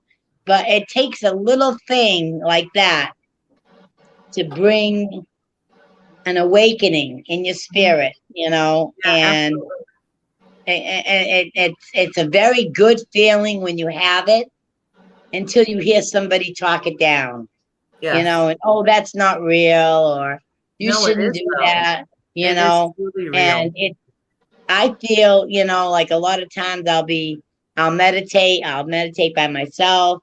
Sometimes I'll go into the bathroom and meditate by myself. And my dogs have a fit because they know I'm in there and I'm talking to spirit, and Yeah. they know I'm in there, and my little one will go crazy, you Yeah. know. And I don't know what that feather was on my arm. It was very odd that I was feeling that. Yeah. And I was connecting my cat with the cat that I see with my son's father, because he was murdered. Oh, really? I was 7.5 months pregnant, and he was in jail for a battery with a pool stick. Okay, he Oh was my into God. drugs. He Yeah. was into drugs pretty heavily, Yeah. and I had broke it off with him right before all this happened to him. Yeah. And he went into jail, and then he was getting out, and he used to have dreams of pyramids when he was young. Mhm. And there was some kind of I don't know if it was an Indian spirit or something that was telling him that he wasn't going to live long. His life on this planet was short lived, Yes. and I was like, don't even believe that. I said, that can't be a fact. And he was only 17, and I was 19 going Oh, on wow. 20. So So he yeah, was a baby. He was when a he passed baby, you away. know. Yeah. And we had a great relationship and stuff, but Yeah. um, you know, I just remember how, you know, it was very devastating for me. He was my soulmate, So, but you know. he knew. So his past Yeah, he life, his did. guides and stuff told him. Well, I think the pyramids really are probably part of his past life, is kind of what it sounds like. And his Yeah, guides, it could be. It could be is because he part would of his tell soul me about spirit. them, Yeah. you know. So I was, you know, I went through the funeral and everything, and I'm I'm more sitting there. devastated. Oh, of course, his mother and father were very good to me. They put Good. me right next to them, you know. This was his fiance, you know, because him and I had talked about marriage, but only if he could give up the drugs. I wasn't bringing my child into that type of relationship. I just wasn't, you Yeah. know. But they tried real hard, you know, to make me feel comfortable, to make me feel like I was part of the family, you Yeah. know. Yeah. And You were, because you're the connection to their child. well, that was it. And I kept that connection open till they both passed. Oh, They that's good. both That's they good. both had, you know, relationships with him. You know, they loved their grandma. They when I got married to my first husband, and I had my daughter, they treated her the exact same way they treated their grandson. So it was beautiful, you know.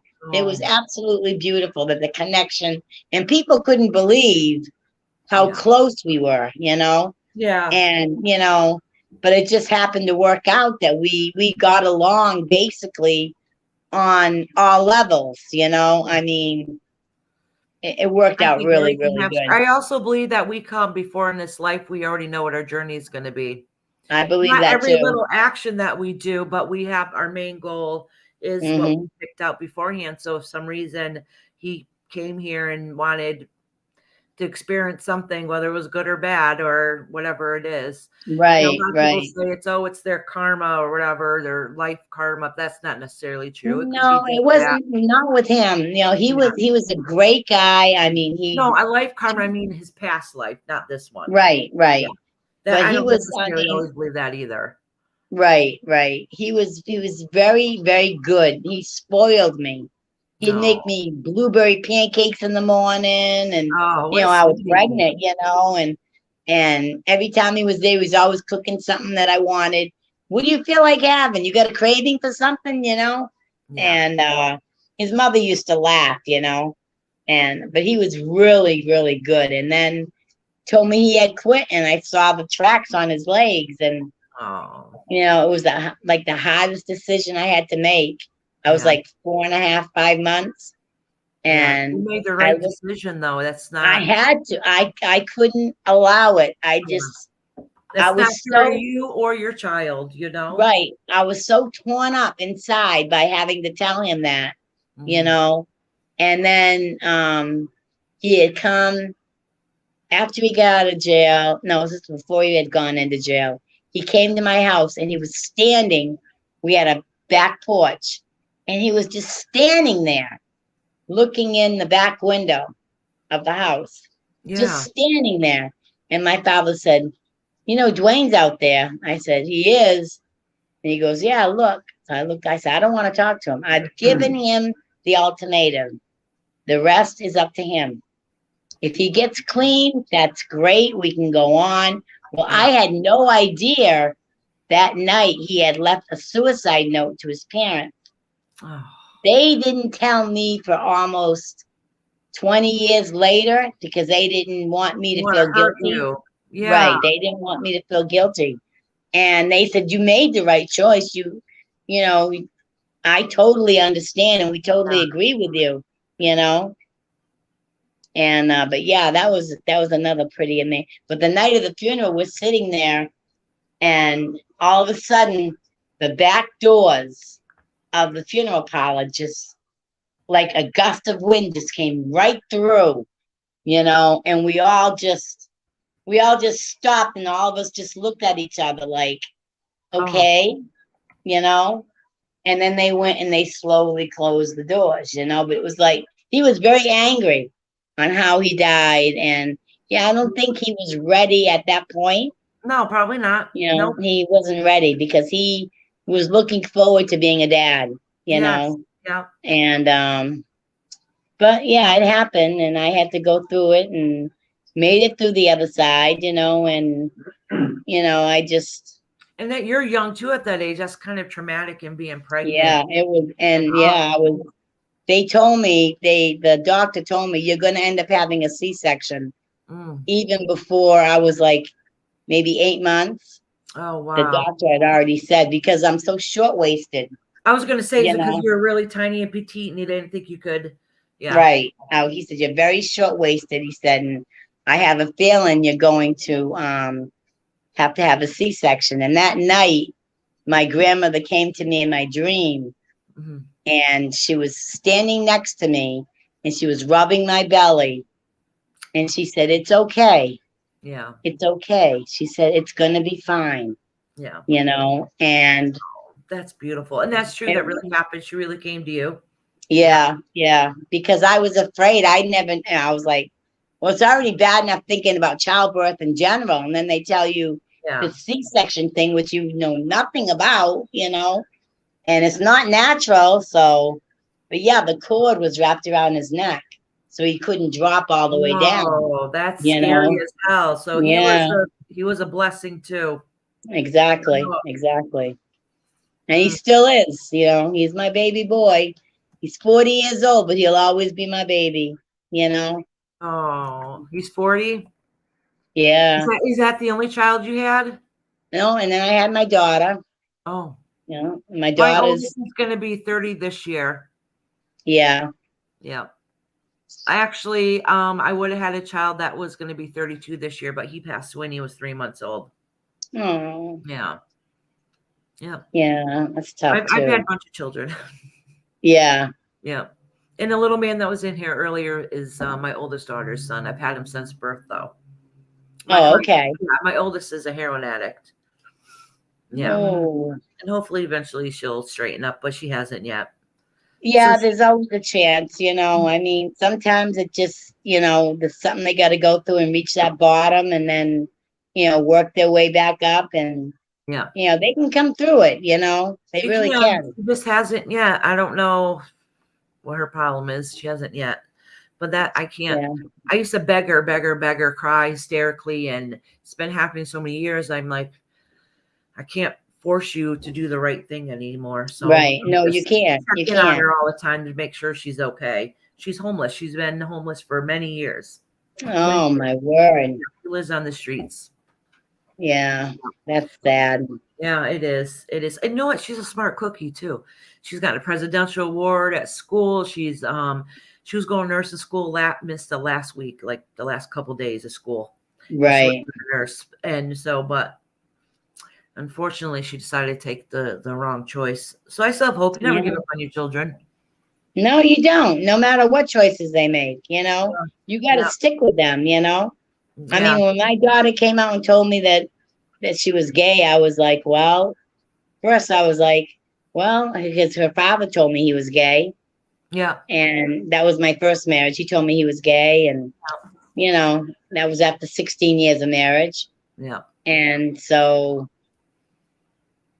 I didn't really see it in her, but you kind of have a sense, Yeah. and I was kind of hoping maybe it was just a phase, Yeah. so I didn't really go into it, Yeah. I tried not to anyways, because I didn't want to go into the divorce. Number one, I didn't want to make any more pressure on her that was already there. She already blamed herself, Yeah. so I didn't want to do that to her. But yeah, she's 38 now, Yeah. and she'll be 39 in January. Yeah. And my son's going to be 41. So there was only a couple of years between them, Yeah. Yeah. Oh wow. Yeah, he was a baby when, Years apart. yeah. Except between my oldest and youngest. So my youngest is going to be 18 and the next one is 24, 25. That's a little bit of a big split, but all the rest of them are pretty close. And my little man that I have, he's going to be 13 next month. I said I wanted a boy and a girl, and then that was it. Never got my tubes tied, never did anything else. I just wanted a boy and a girl, you know, and I didn't get pregnant again. So Oh, you did I it? don't, Nice. no. Nice. So I didn't do anything. A hysterectomy. Best day of my life. Oh, I bet, huh?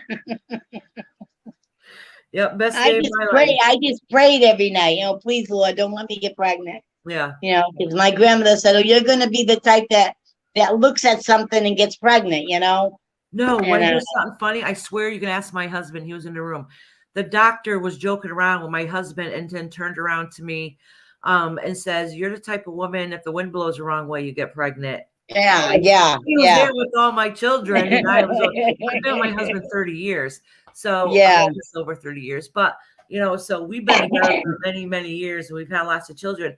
So I told you I had a hysterectomy, but when I was pregnant with my youngest, I kept telling the doctor, my very first appointment when I walked in, I said to him, I don't care where you have to do, you right in there somewhere, and I'm going to get fixed. And he's trying to talk me out of it. He's like, you know, it's easier for a man, blah, blah, blah. I'm like, if I don't get fixed, I will have another child. I've already given birth to 5. I've had enough. Right. But I ended up having a hysterectomy anyway, so. Well, that's all that problem. Getting fixed. So then he was telling me, you're going to go through a time of, I had to have my daughter actually a little bit earlier, not too much, but I had to have her a little bit earlier because I didn't know if the cancer had gone up into the uterus. Right, so, right. Yeah. So I had to have her a couple weeks early, which is okay. And right. So I could hurry up and have the hysterectomy. And they're trying to tell me, you're going to go through a time of depression and, you know, blah, blah, blah. And I'm like, I'm 30 years old and have had 5 kids already. Like, there's not going to be no depression. I promise you. Right. Trust me, I'm done. Right. So, anyways, yep. Within a year, I ended up having my first grandchild after that anyhow. So, no, that was the best day of my life. And my husband said the same thing. He's like, as soon as you had a hysterectomy, he's like, you stop being cranky every month. He's well, like, yeah, of course. I said, but did you have to take any supplements? No, because I still have my ovaries. Oh, okay. All right. Yeah. Yeah, because I remember menopause early, but right. I went through menopause in my it started happening in the 40s. Yeah. But I wasn't being sexually active. Yeah. Because I wasn't with anybody. Yeah. And they say it's usually so many years after you have your last child that you start pre-menopause. Yeah. You know, so I was already starting in my 40s. Yeah. And I think I stopped and didn't have any more periods. I was 56. Oh, wow. So you went through menopause early, really? Yeah. Oh, wow. And all I ever took was black cohosh. That's all I ever took. Yeah. Hot flashes are no joke. I always say I feel like I'm burning from the inside out. I'm not kidding you. You should try. You should try it. You know. Actually, I haven't been getting as many hot flashes anymore, so I'm wondering if it's starting to get better. Because for a couple of years I was, and I would get up and I would start going. And they're like, I'm like, I feel like I'm burning up. I feel like I'm. Mine would start at my feet. Mine would start at my feet, and it would come up my legs, up through my belly, up through my chest, and then my face would get all flush. So I had a friend of mine that told me she had a hysterectomy when she was younger, but she started taking black cohosh, which is it's an herbal thing, but it helps with the hot flashes, the mood swings. Oh, don't get as bad. So I started taking it, and it worked. You know, it worked good for me. What was it called? Black cohosh. It's yeah, you can get it at Walmart. Oh, really? I'm writing that down just in case. Yeah, black, and then it's Koshas. No, Koshas. Black cohosh. Oh, good. I'm gonna look that up. Yeah, you look it up. It works for me. I mean, you know. Oh wow. But I'm gonna look it yeah, up. I bet it's good for other things too. it probably is. I Oh, don't know. I just know that she had it, and she had to take it for the rest of her life because oh, she had a full hysterectomy, and yeah, she didn't want to go on any estrogen or nothing like that. And so she went and visit an herbal store, which recommended the black cohosh, the yeah. cohosh, or whatever they call it. And she started taking it, and it would help with the dryness and all that stuff that goes Oh, along with really? it. Oh, hmm. So, Yeah, I'm gonna look it up. My yeah, kids get frustrated with me because anytime they hate tea, and probably because I've been pushing on it to them since they're sick. Anytime they're sick, I'm like, let me make you a tea. right, I'm one right, of those right, people. Let me make you a tea. Oh, if you're right, sick, you gotta put honey in it and put this in it. right, right, right, Yeah. right. Yeah. So I like my herbs. I use that before I go to the doctor because a lot of it's Yeah. natural medicine. A Well, lot of it's that's it. natural medicine. I'd rather be on, I mean, I have regular medicines anyways, because Yeah. Oh, my you have whole to take. gene, No, you have to take the herbal medicine. my, God give you the gift for the doctors and the people to invent that. yeah, because I mean, my gene pool is just, I call it the gene pool.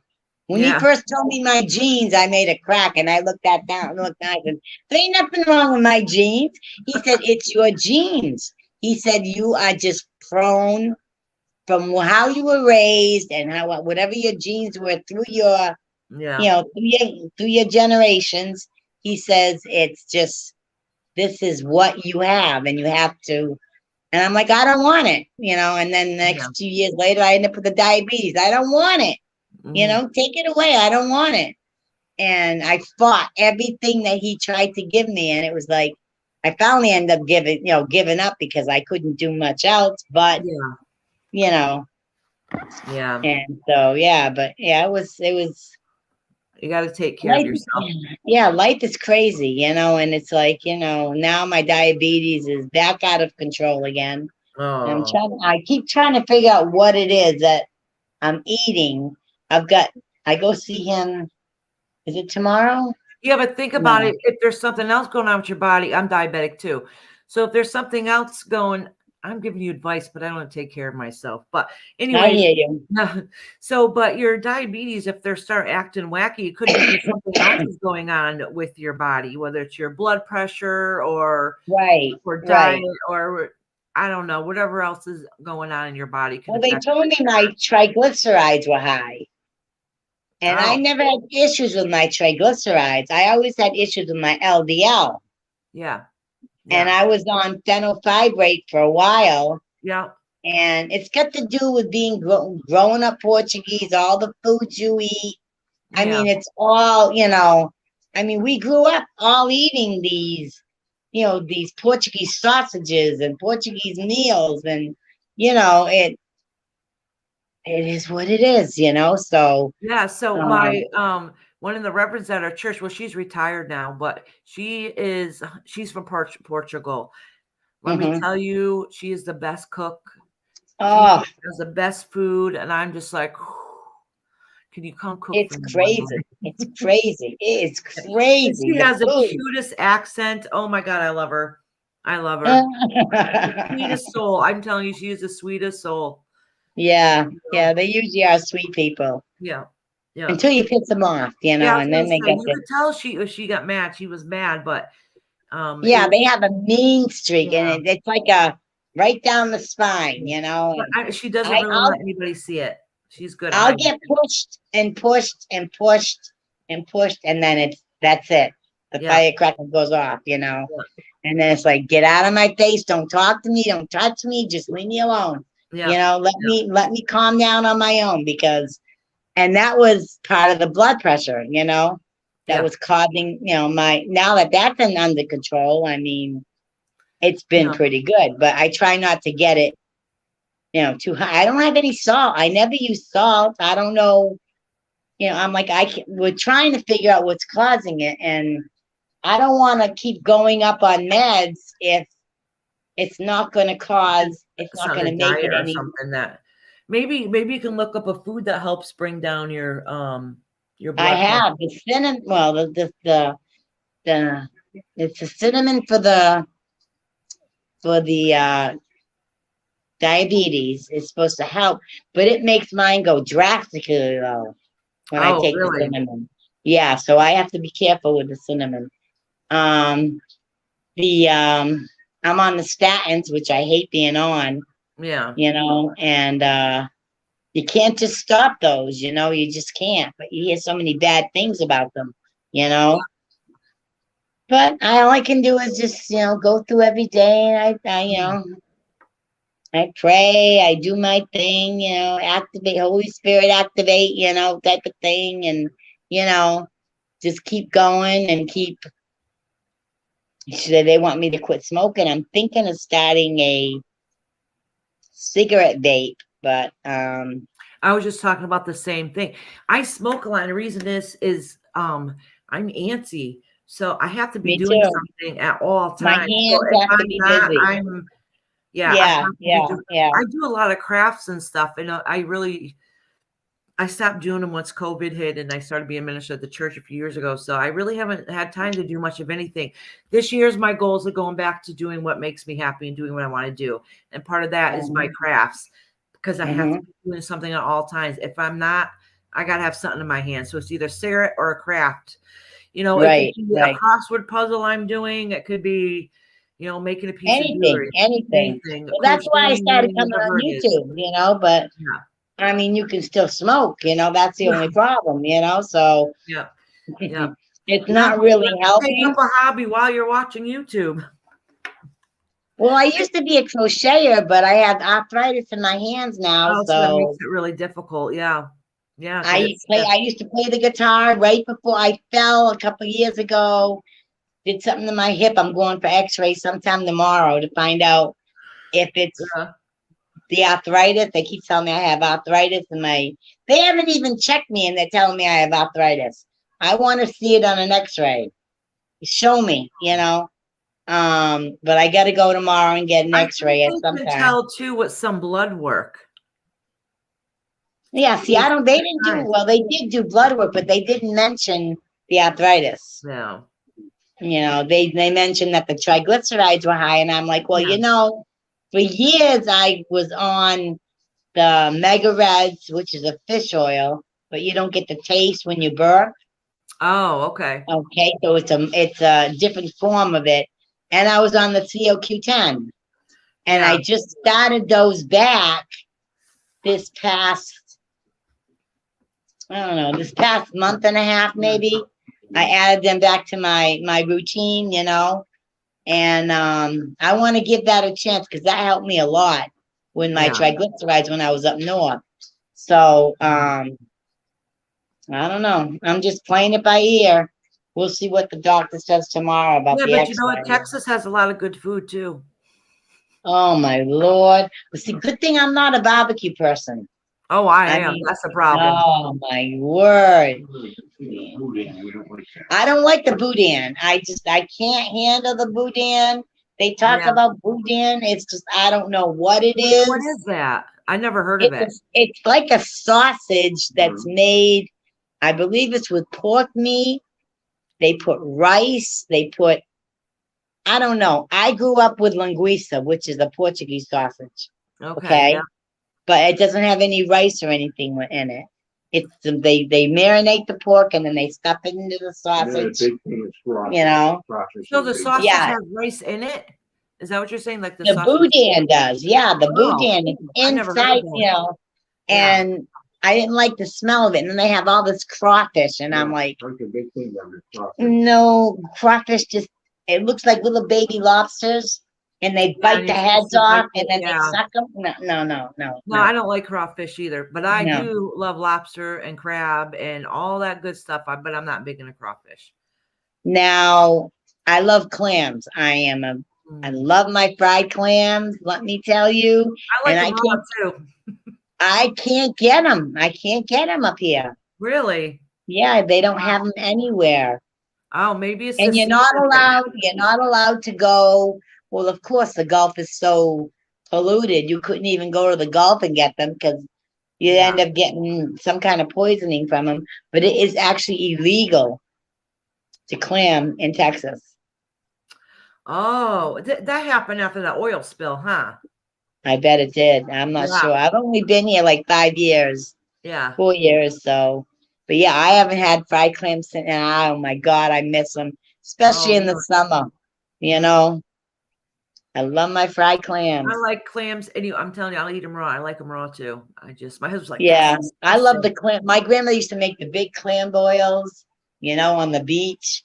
The Yeah. clams and Oh, potatoes and the hot dogs. Oh my word. They don't even have that down here. They do it with the crawfish. It's oh, horrible. You know, I yeah. don't want crawfish in there. Yeah. No, no, no, no, Yeah. no. But yeah, I don't know. I mean, I don't know what's causing it. I keep trying to, I'm a snacker, so that's my biggest problem. I like to snack, and I've been trying to find like the Atkins and the keto snacks and Oh, yeah. something that I can have that's not going to spike on my sugar, you know. Yeah. And it's really, really, I mean, it's really difficult, then. And the doctor I have just sent me, now, mind you, I'm on the shot. I have the shot, but they're the pens. They're not the actual, syringe and needle. They're the pen Yeah. insulin. Okay. I take 23 times a day. Mid lunch, I take another one, which is called Lantus, Yep. which is supposed to help stabilize the sugar. And then I Yeah. take it again at night at like an hour or so after dinner. I'll take it then before I head to bed and everything. I try not to snack, but sometimes I need a little bit of peanut butter on a spoon. Just a little bit Mm, of peanut butter, and that number in the morning will go high really? if So I my have that. husband's grandma, she's really bad diabetic. And well, she still uses the 2 bottles and she still has to have them mixed herself, but she's blind, so us family have to do it. But um Right, the R and the N and whatever, you have to mix them. But she is really good. I'm not, but she's really good right, about checking her sugar. So she will check her sugar before she eats to see how right, much food she can have, or she can have a whole piece of tomato on her sandwich or just a half a piece. right, right, She's really good like that, and she'll eat like the 6 small meals a day. So have like crackers right. and Yeah, that's the best way to do it, oh, she is so But good with that. Not that's the me. portion control. But Yeah. that's how I got started on losing too much weight. It went like Oh, right down, with my anxiety at the same time. But now yeah. that the anxiety is better, Mhm. I'm trying to work it in. Just like they'll tell you you can fast and skip your breakfast and then have your lunch. Mhm. It's something new that these doctors are coming up with. And Yeah. that it's not bad for you to do that. Because all that time that you're not eating, it's regulating your sugar, Yeah. supposedly.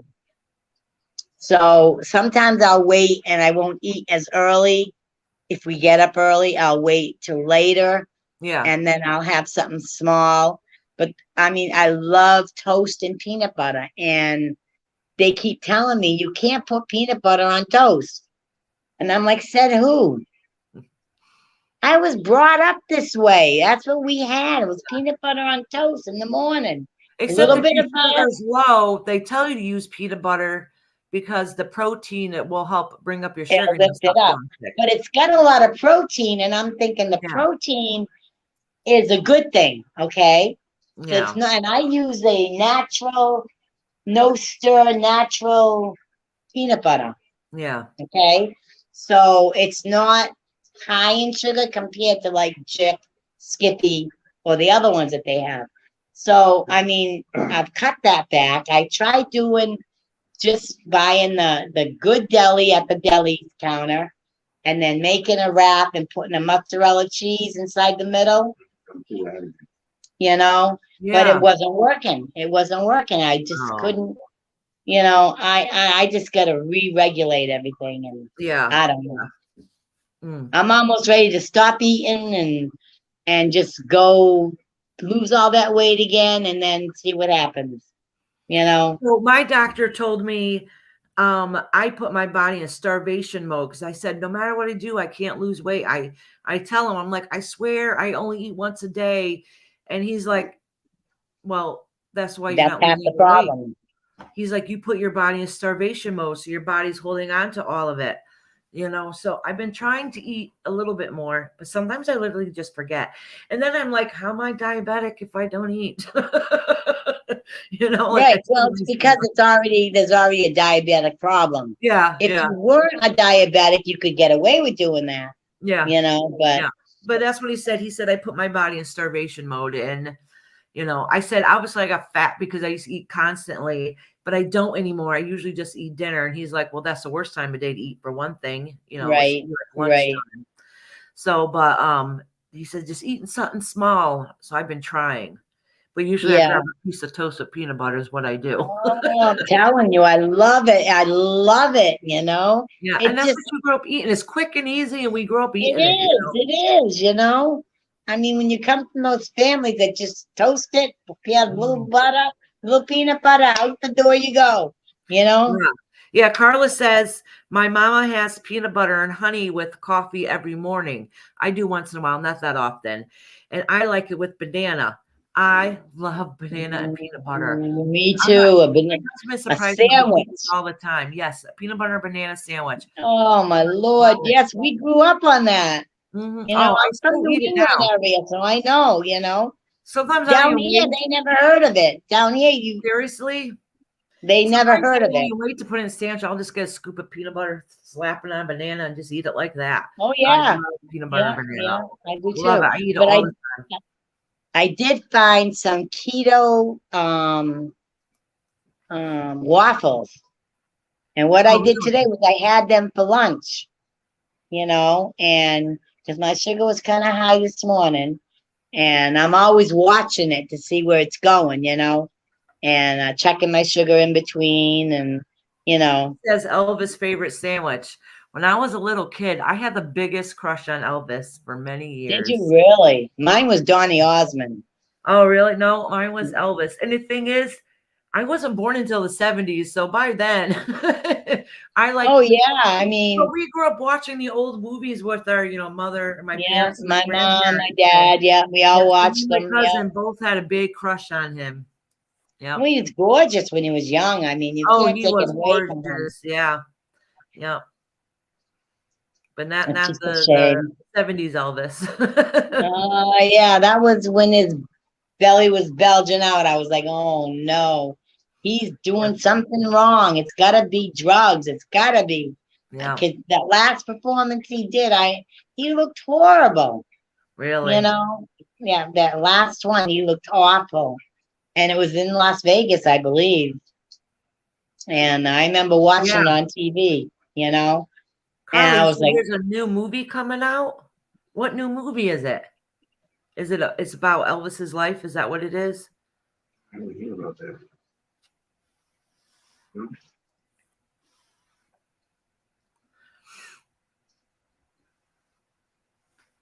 Oh, now you guys have been talking about peanut butter and bananas. Now I want a peanut butter and banana sandwich. no, not me. I may get a little bit of peanut butter before I go to bed, but that's gonna be it. Oh, good. I'll I hope jump you like down. It was good. It was good talking with you. We'll talk again because I It want was to hear nice about talking to you too. your classes. I want to maybe Oh I'll check yeah. out, because I'm learning from. I bought a beginner's guide, Yeah. tarot, and I know it's supposed to be a gift, so I had my husband get it for me. My No, it husband doesn't bought have it to for be. me. That's an old wives' tale. Oh, really? Well, Yeah, it's whatever even connects with you. It's I whatever wanted connects. to get an angel deck. That's what I wanted to get, Also, but I like said, an oracle well, deck. Oracle deck is yeah, easier to read. It's easier to read right, than tarot. right, Yeah, right. and a lot So of I it, said, they do have their meanings, but it's a lot of it's intuition. So whatever your guides are going to pass you to give the message. Oracle is a lot easier. So, but with tarot, actually, I think I have a video on it. So I'll help you out a little bit with this. It's a good tip. So okay. with tarot, make sure they probably have videos on it on YouTube. So look up the Fool's Journey, because everything is a story. So instead of trying to memorize, which you need to eventually, but instead of trying to memorize each and every card individually, Right. they're put together as a story. So the major arcana is called the Fool's Journey, and that's Right. the story from the beginning to the end. Okay, Okay. so that way you have an understanding on what's going on throughout the fool's journey in his life. So like there's a fool, and then I think the second one's a magician. So the fool is getting ready to take that leap into the new idea. The magician Right. means that he's getting ready to get the idea into the works. He's working on it. Right. Is what it Right. means. So it's his journey going through that. So that's that story. So then you have the cups, the wands, all that too. The next Right. that's Right. the major arcana. So you do the same thing. You lay them all out, and each one has a journey from the ace to the 10. That's their Right. story and their journey. So you look at the pictures, look at the story that it's telling, and then from there you break it down to each piece. So if you look at the Right. cards as a story and the symbolism and look at it with the meanings, it'll make it easier for them, instead of just trying to remember what that definition is. So if Right. you do the Right. definition, look at that card and how can you relate that definition to what the picture you see is on the card. Right. Because this box starts with the cups. Yep, It starts with the cups, and that's fine. I Yep. put them, I put them all out and read the definitions. And I said, okay, but it says you're supposed to know all the definitions before you go any further. So I'm like, well, I'm a stroke patient, so my short-term memory is it flew away with my stroke. So I'm not sure how that's gonna work. I It'll mean, work. That's why I'm saying is really go by the pictures and how you feel and what the image is. So, like I said, so if you get tarot readings from people, they all have their own way of doing it, because right, the right, tarot has each card has their own meaning, right, but then you have your own interpretation with it. So if I was to pull out, like, I don't know, say if it was the Fool, okay, and then you had the Fool. So whatever you're reading for that person is your interpretation what that Fool is, and the Fool for me, it might be a different interpretation. Neither one of us is wrong. right, So people might right, say, "Oh, right, that's not what it means." It doesn't matter what it means for you. It's what it means for you. How right, you interpret right, it. right. So you don't have to get so, oh my God, but this book says it means this, because you know what? If Yeah, you because even, what are you supposed to do? Open the book every time you do a reading? yeah, well, I you do at mean, the beginning, but you have to think of it too. If you can get, is yeah, there printouts that they have, like, I mean, I no, see there some is. people, I No, see actually, some there people is. looking online, Yeah, and there is. But because they're still learning, that's still and that's okay. That's okay when you first practice. But what I tell people is, if you're stuck on a card because you don't know what that means, if you have an idea what it is, just look at the story that the card's telling you, and your guides are going to help you give them the message. So don't be Okay, stumped that, oh my God, I don't know exactly. I forgot what this card means. But look at the card. What story is it telling you? So you don't have to stress over that one meaning. But if you have to use okay, your book at first, that's okay. That's not a big deal. How do you think we all learned? We all did it. yeah, yeah, And the thing is too, is the reason why I say we have our own interpretation. You can buy 10 different tarot books on how to read, and all of them are going to have the same basic meaning, but each book is going to have their own interpretation on that card. right, right. I've noticed that, Yeah, that's why I tell people, like, don't overly stress on it. I did at the very beginning, and I had a hard time because I couldn't remember exactly what it said. I'm right, a right. visual person. I have to look at the picture and connect the Well, it dots. tells you, there was a dove on the shoulder, and Yeah. so I'm trying to create, what exactly the dove has to do with his journey, and what, so I'm just trying to figure it all out. And my daughter's like, Ma, I would have taught you how to do tarot if you just asked me. And I'm like, well, I want to learn. I want to Yeah, and get the there's feel of it. only a few key things you have to understand too. So if you lay out each one, so for like a week you practice with just the cups. Do the Fool's Journey first, and that's the major arcana. That's the most important. Right. And then do, like, say you got the cups first. Lay out the cups from the ace to the 10, and every Right. single day, for like a week or two, just focus on that and lay them all out in order and look at that story and then break down what each one means. And then, so then you say, cups means emotions, water is Right. emotions, the ebb and flow of life. Okay. Right. So cups, you fill that vessel with water. So you know any single cup card that you pull has something to do with emotion. Right. Right. Okay. So that's all you have to know, cups, emotion. So the Lover's card, okay, will have water in it. Anything on any of the cards that have water, it means emotion. Remember that. Right. Right. Water cup is a symbolism of blue too, which means water. Water means Right. emotion, okay, which they'll call West. All right. So Right. then so if you go to the next cup, which is, I'm trying to guess the order most decks go, it's probably, I don't know, maybe say it's pentacles or coins. People call them different things. Discs, Yeah, I think it's whatever it is. pentacles. Yeah. Yeah. So different decks call them different things, but they're all the same thing. They all have to do with materialism because they all look like a coin, like money. All right. Okay. So it's materialism and family. And so you just kind of trying to remember that. That's what all coins mean. So then Okay. you go to swords. All right. Right. Swords means is actually, swords means strength. A lot of them are fight and battle cards. And Right. but Right. it means strength. Okay. And you have to imagine when people made these cards back in the day, swords meant status. Only rich people Okay. could afford to have a sword. You know what I'm Right. saying? And they would take care of it better. And then so then you have like the after that you have stabs or wands, or people call them different things. Right. Okay? The ones that looks like the stick in her hand. And Right. so you know that the swords mean status or some kind of fighting. And then Right. you have the wands, which means that would be like lower income people, normal everyday people, Right. hard workers is what it is, hard workers. So Right. when they had to live off the land, they couldn't afford swords. So their staves were used for everything. They were used for battle. They were used for cooking. They were used for everything, to build houses. That's what you do with your wood. Okay. So it's normal everyday people. So that's what Okay. those cards meaning is. It has to do more like with the hardworking man. So the swords mean status.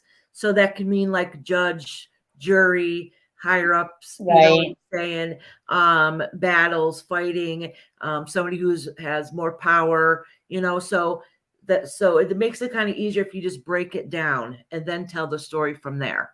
Does that make Okay. sense?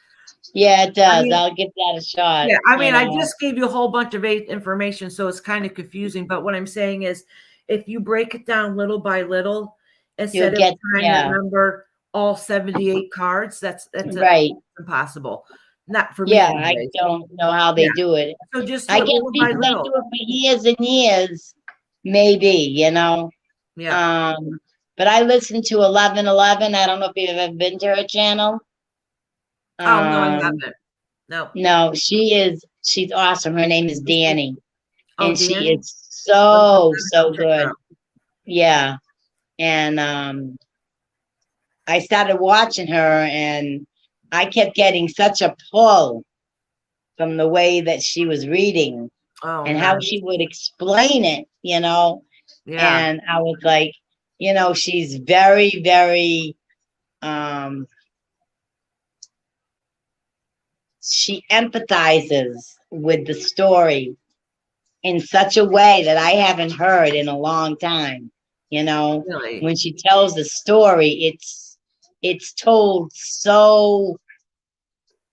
I mean, and she's got tons of decks that she uses, the angel decks, and she uses the spirit something deck, and and it's all done, and then the angel deck, and then the prayer deck, So she's got all these different little, and she's so good, Oh, that's good. You know, so I listened to her. She Carla does. said that some people make their own cards. Oh, absolutely, you can. You can make Well, your when I was looking at it, I said, I wonder when they first started this, if they started it with a deck of cards. They Because did. It was a everything, game. It started off as a game.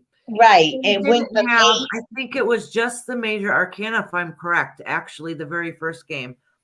Oh, And wow. then they have regular, my very first reading I ever had was on a regular plain deck of cards.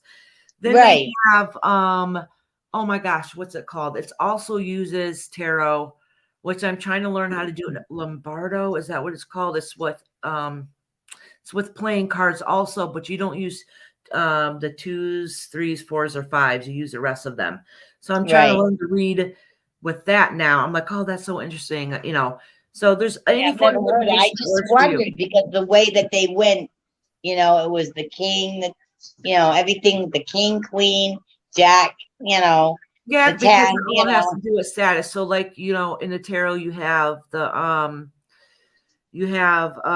page of wands, page of swords, whatever. right, That is young energy. So some people tell you that all of them are called cards. So they'll tell you, like that means somebody that's young. They mean people, but it also could be that young energy. So you have the right, page. So a lot of right, times you'll see them younger. So right, right, then you see the knight. And what do knights usually do? They're in action. They're getting ready to fight. You know what I'm saying? right, right, So a lot of them are messages because they're getting ready to go. They're head that way. So if you look at each deck, so you'll see like, say if it's the Knight of Swords, a lot of times they're getting ready to charge. They're going to fight. right, So right, holds up in the air. And say, I think water, the Knight of Water, I think is what Knight of Cups actually. I think this horse is standing still because it's a little more calmer. And then, right, I don't remember exactly. I'm trying to remember off the top of my head. So, but each one shows that action. And right, so right, you can look at it. Is he look like he's getting ready to bolt, or does he look more calm? Or does it look right, like he's taking movement? He's going to take action, but at a steady pace, like it should be. It's not being hasty and going too fast. right, That's what I'm right, saying by looking at the story and looking at the images of the cards, and they really tell you the picture, and it helps you remember what that meaning is. So, right, the right, Knights is action and messages because they're getting ready to take off. They're on a horse to go deliver a message. right, And right, same thing like the Queen and Motherly's little more, easy flowing, and then the man is a little right. more stern, and it's that masculine, feminine energy. And then Yeah, and the Empress and yeah, all that's those. what Yeah, I'm yeah, saying is that's why I said make sure you study all those cards and lay them out because they help tell a story, and learning that symbolism, you can help relate to what that meaning is. right. I You will know? do that. I definitely will. But it sure was fun. I enjoyed this. Oh, good. I hoped you were going to be, easy to talk to and familiarized and, all these different things, Yes. And Yeah. some people look at you kind of weird. They're like, oh my God, and I don't I'm judge. taught, I don't judge. Never yeah, judge.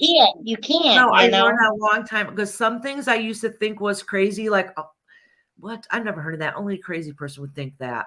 But until I Right, right, experienced it myself, I'm like, right, right. all right, I can't judge anybody what their experiences are just because No, I you didn't can't. You have that can't. experience. That doesn't mean that's not true. What's true to you is true to Right, you. right, Never right. never let True anybody tell you self. what you believe is wrong. Yeah. Okay. All right. Well, I But have a appreciate it. great I'll night. jump It down. was nice talking to I you. think Carl is gonna probably want to come up, or No, I whoever think else she is says she's next. not. No, I don't think she's coming up. I don't think there's anybody here either, so probably just say goodnight. No. Yeah. Okay. Well, then you have a I'm good still night. new, so nobody really knows me. You know what I'm saying? Yeah. So Well, we tried to eventually. promote you over there in Heidi's channel. Thank you very much. Yes, The thank you. Yaya group. We try to, Yeah, get you out there, get you known, and hopefully thank you'll you. start building and building and Yeah, it building. takes And time, because I'm not true crime, and not everybody is right, interested right. in talking about. True crime is so hard and it's so draining. It is. It It really, is. really, Yeah, but that's what I mean is like I'm doing something completely different. So some of them just won't relate. They're just not going to even believe it at all. So it'll take me a right. little bit longer, but that's okay. That's okay. Okay. Well, All you right. have Well, a thank good you so night. much. Yeah, Enjoy you your too. evening. It was What's nice left of talking it. to you. It was nice talking to you too, hon. Thank you, hon. Thank you.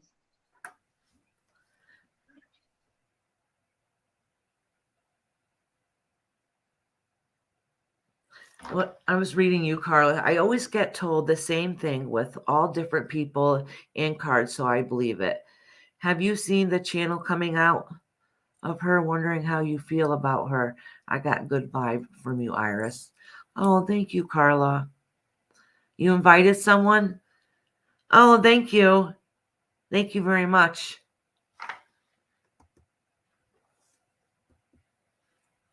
So, I don't know where I'm gonna go. All right. So I think I want to do Tuesday nights at 9 Eastern every week. Like that's gonna be guaranteed. But I think I'll probably pop on during the week too. Could be at any time. But my set time will be 9 p.m. Eastern. I don't know what time it is for you guys. Oh, does he? Is it Pookie? Am I saying it right? Or was it Pocky? I'm sorry. Pookie. Is it Pookie? Is it Pookie? Am I saying it right? This person is very close to me and he sees things, etc. Does he want to come up here and tell me and talk to me about it? Or you can come back another time and do. I would like to hear.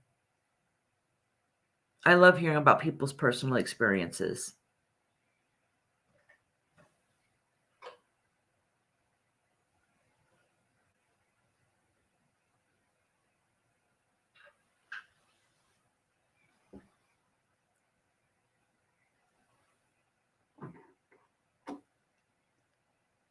Oh, he lives in Hawaii? Is it as beautiful as they make it sound? He does paranormal? Oh, is he on here? Would he like to come on? I would love to hear. How does he do paranormal? Does he like talk to spirit, communicate with spirit, or does he like do paranormal investigations? I'm just curious. There's all different kinds of paranormal. People will go do UFO hunting and stuff, which I don't judge because I've seen one. I mean, it could have been man-made. It could have been alien. I don't know.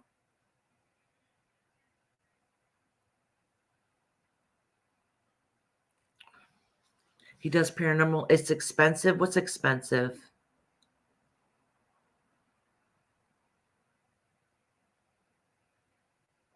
Oh, and he sees. Oh, awesome. I would love to talk to him one day then. And he doesn't have to be shy. I'm assuming he said hi. Cookies. I'm assuming it's a male. Maybe I'm wrong. Oh, very expensive to live in Hawaii. Oh, he has Google issues out there. I think I don't think he's an empath. That's nice. That means he feels a lot of energy, which is hard to learn to control. He's not shy. Believe it or not, like I'm up here and you probably would think I'm not shy, but I really am pretty shy. Until you get to know me, I can talk forever. Like literally I can talk forever. And I'm pretty blunt. But besides, I have horrible anxiety. And if I could stay in my house all day, I probably would. Oh, good. I'm glad he's not shy. Because I love to talk. I would love to find somebody to talk with. Well, hopefully he can get it straightened out so then we can communicate. So would he have a hard time coming up on panel? Could he still like talk into the chat and stuff?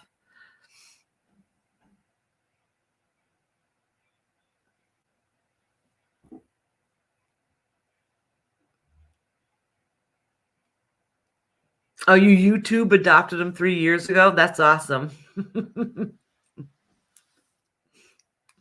That's awesome. Isn't it strange how you can meet people that are near and dear to your heart in the strangest places, like YouTube? Who say you find your adopted son on YouTube, That's awesome.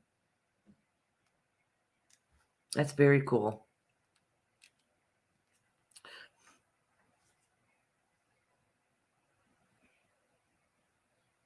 I don't know what's happening. He's on my messenger.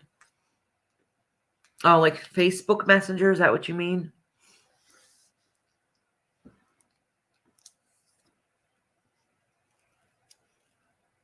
I should probably tell some people on Facebook that I do this, but like I said, I have anxiety and I'm afraid to be judged.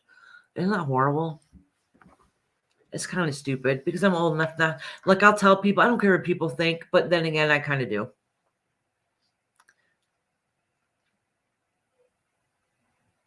Well, tell them I said hi. I mean, I did post this on Facebook, so they know I have a YouTube, but I think it's even before I posted a video. And I just said I wanted to try it. So I never told them I've ever went live. So I think if I get a couple people on here and they'll see that I'm serious, then I'll post it to get people to come in. You saying sounds like me because you're shy too? It's a lot easier to communicate with people that he used to go live with me. Oh, did he? Oh, nice. Isn't it a lot easier to communicate with people that you don't really know? You know what I'm saying? Like, coming on here is a little easier than if you go somewhere where everybody you know sees and watches you. Oh, he has his own channel? Can I have the name of his channel? I'll look him up and subscribe to him. Yeah, horrible anxiety. I have horrible anxiety.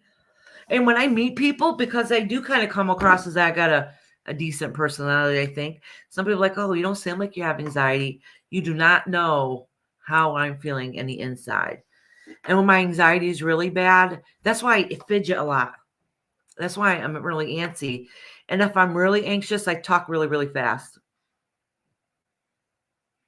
So if I'm not anxious, my talking is kind of normal. It's hard to find. Is there a way? Wait a minute. If I make you a mod, can you post his link? Wait. Oh, wait. I have to make you a mod through I'm still learning this. I'm going to make you a mod, hun. Did you say you have a channel too?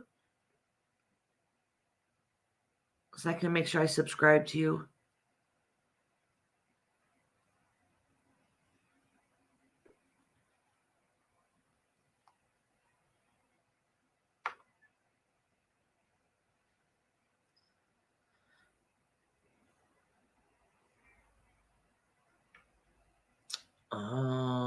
Make add as moderator.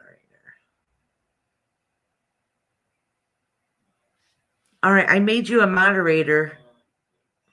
Oh, and I'm talking back to myself. Can you post his link?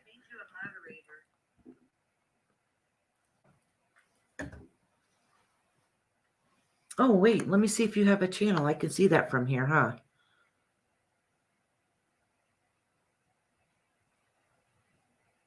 Oh, you do have a channel.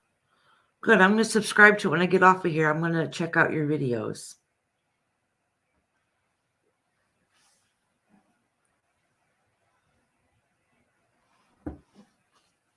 Oh, why haven't you gone live in a while? Is because you don't have time or just life gets in the way?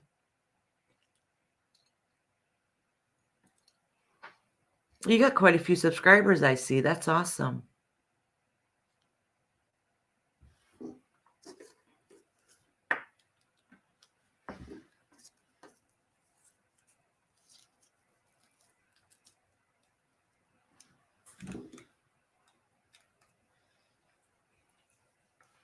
After you send me is not much left on it. I hit everything. Oh, that's okay.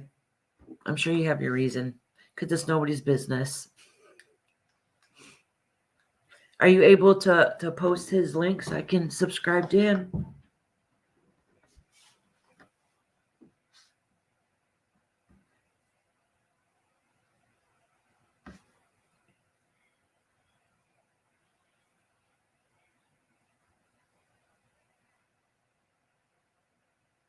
Isn't that amazing how that all ends up happening? Everybody always in so much damn drama everywhere. So I'm hoping this never happens here in my channel. I'm praying anyways, because I don't want any here. Except I did end up having one troll in here, which was very weird. I'm a nobody. I don't know why there would be a troll in here. You know, very odd.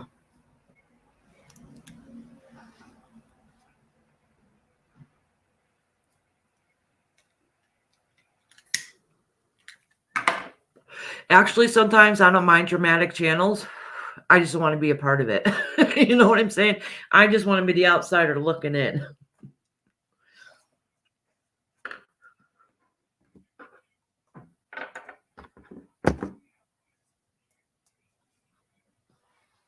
I want to thank you, Carla, for sticking in here with me all night. That was awesome.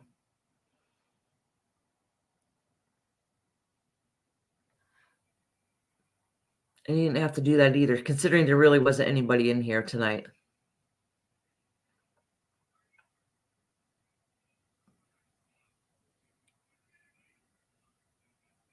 Oh, wow. Why? I don't understand why there's ever even trolls. I never understood that. You know what I'm saying? Like, why don't people have a life? Like, what excitement do you get out of just harassing people? I don't get it. That just boggles my mind. It really, truly does.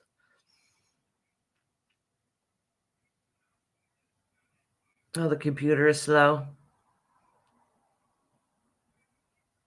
That's okay.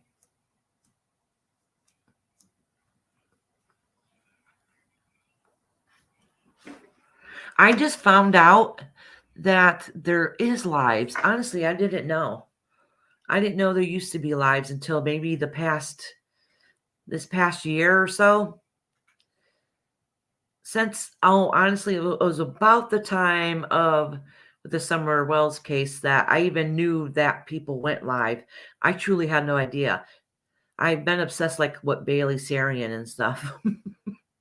Like I always watch things like that, you know. I didn't know. And she does like true murder mystery makeup Mondays, you know. I love her. And so I didn't even know that people did such things live. I didn't know you could even do that on YouTube. I knew you could on Facebook, but I had no idea that you could on YouTube. Isn't that strange? I thought people just posted their videos. So now that I found out that they have lives, I love it. I love connecting with other people.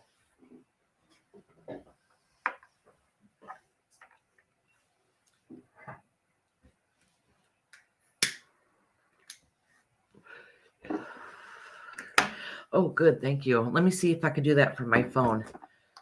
Thank you so much. Oh.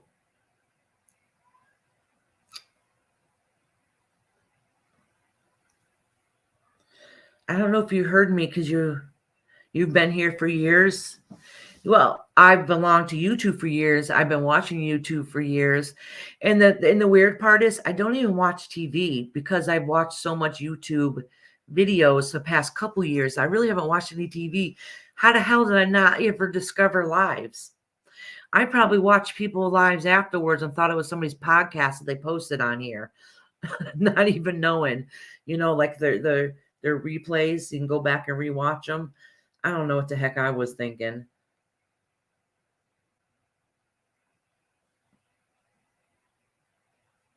Oh, good. I subscribed to him. I'm going to check him out too.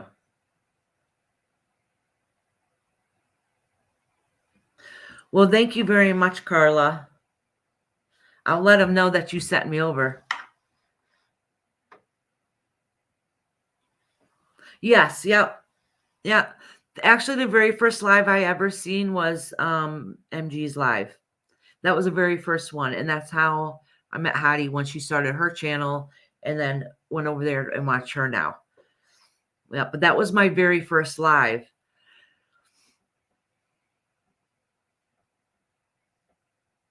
Oh, I would love that, Carla. I would absolutely love that. Honestly.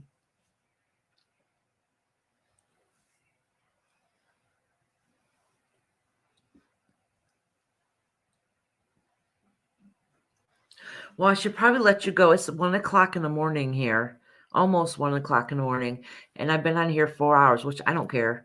But I probably should get going. Thank you so much for coming on here and supporting me and actually staying and not leaving.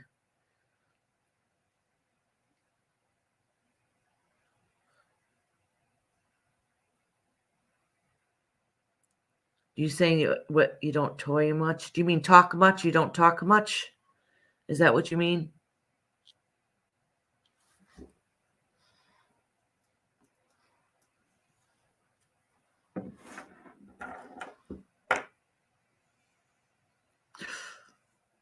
Ooh.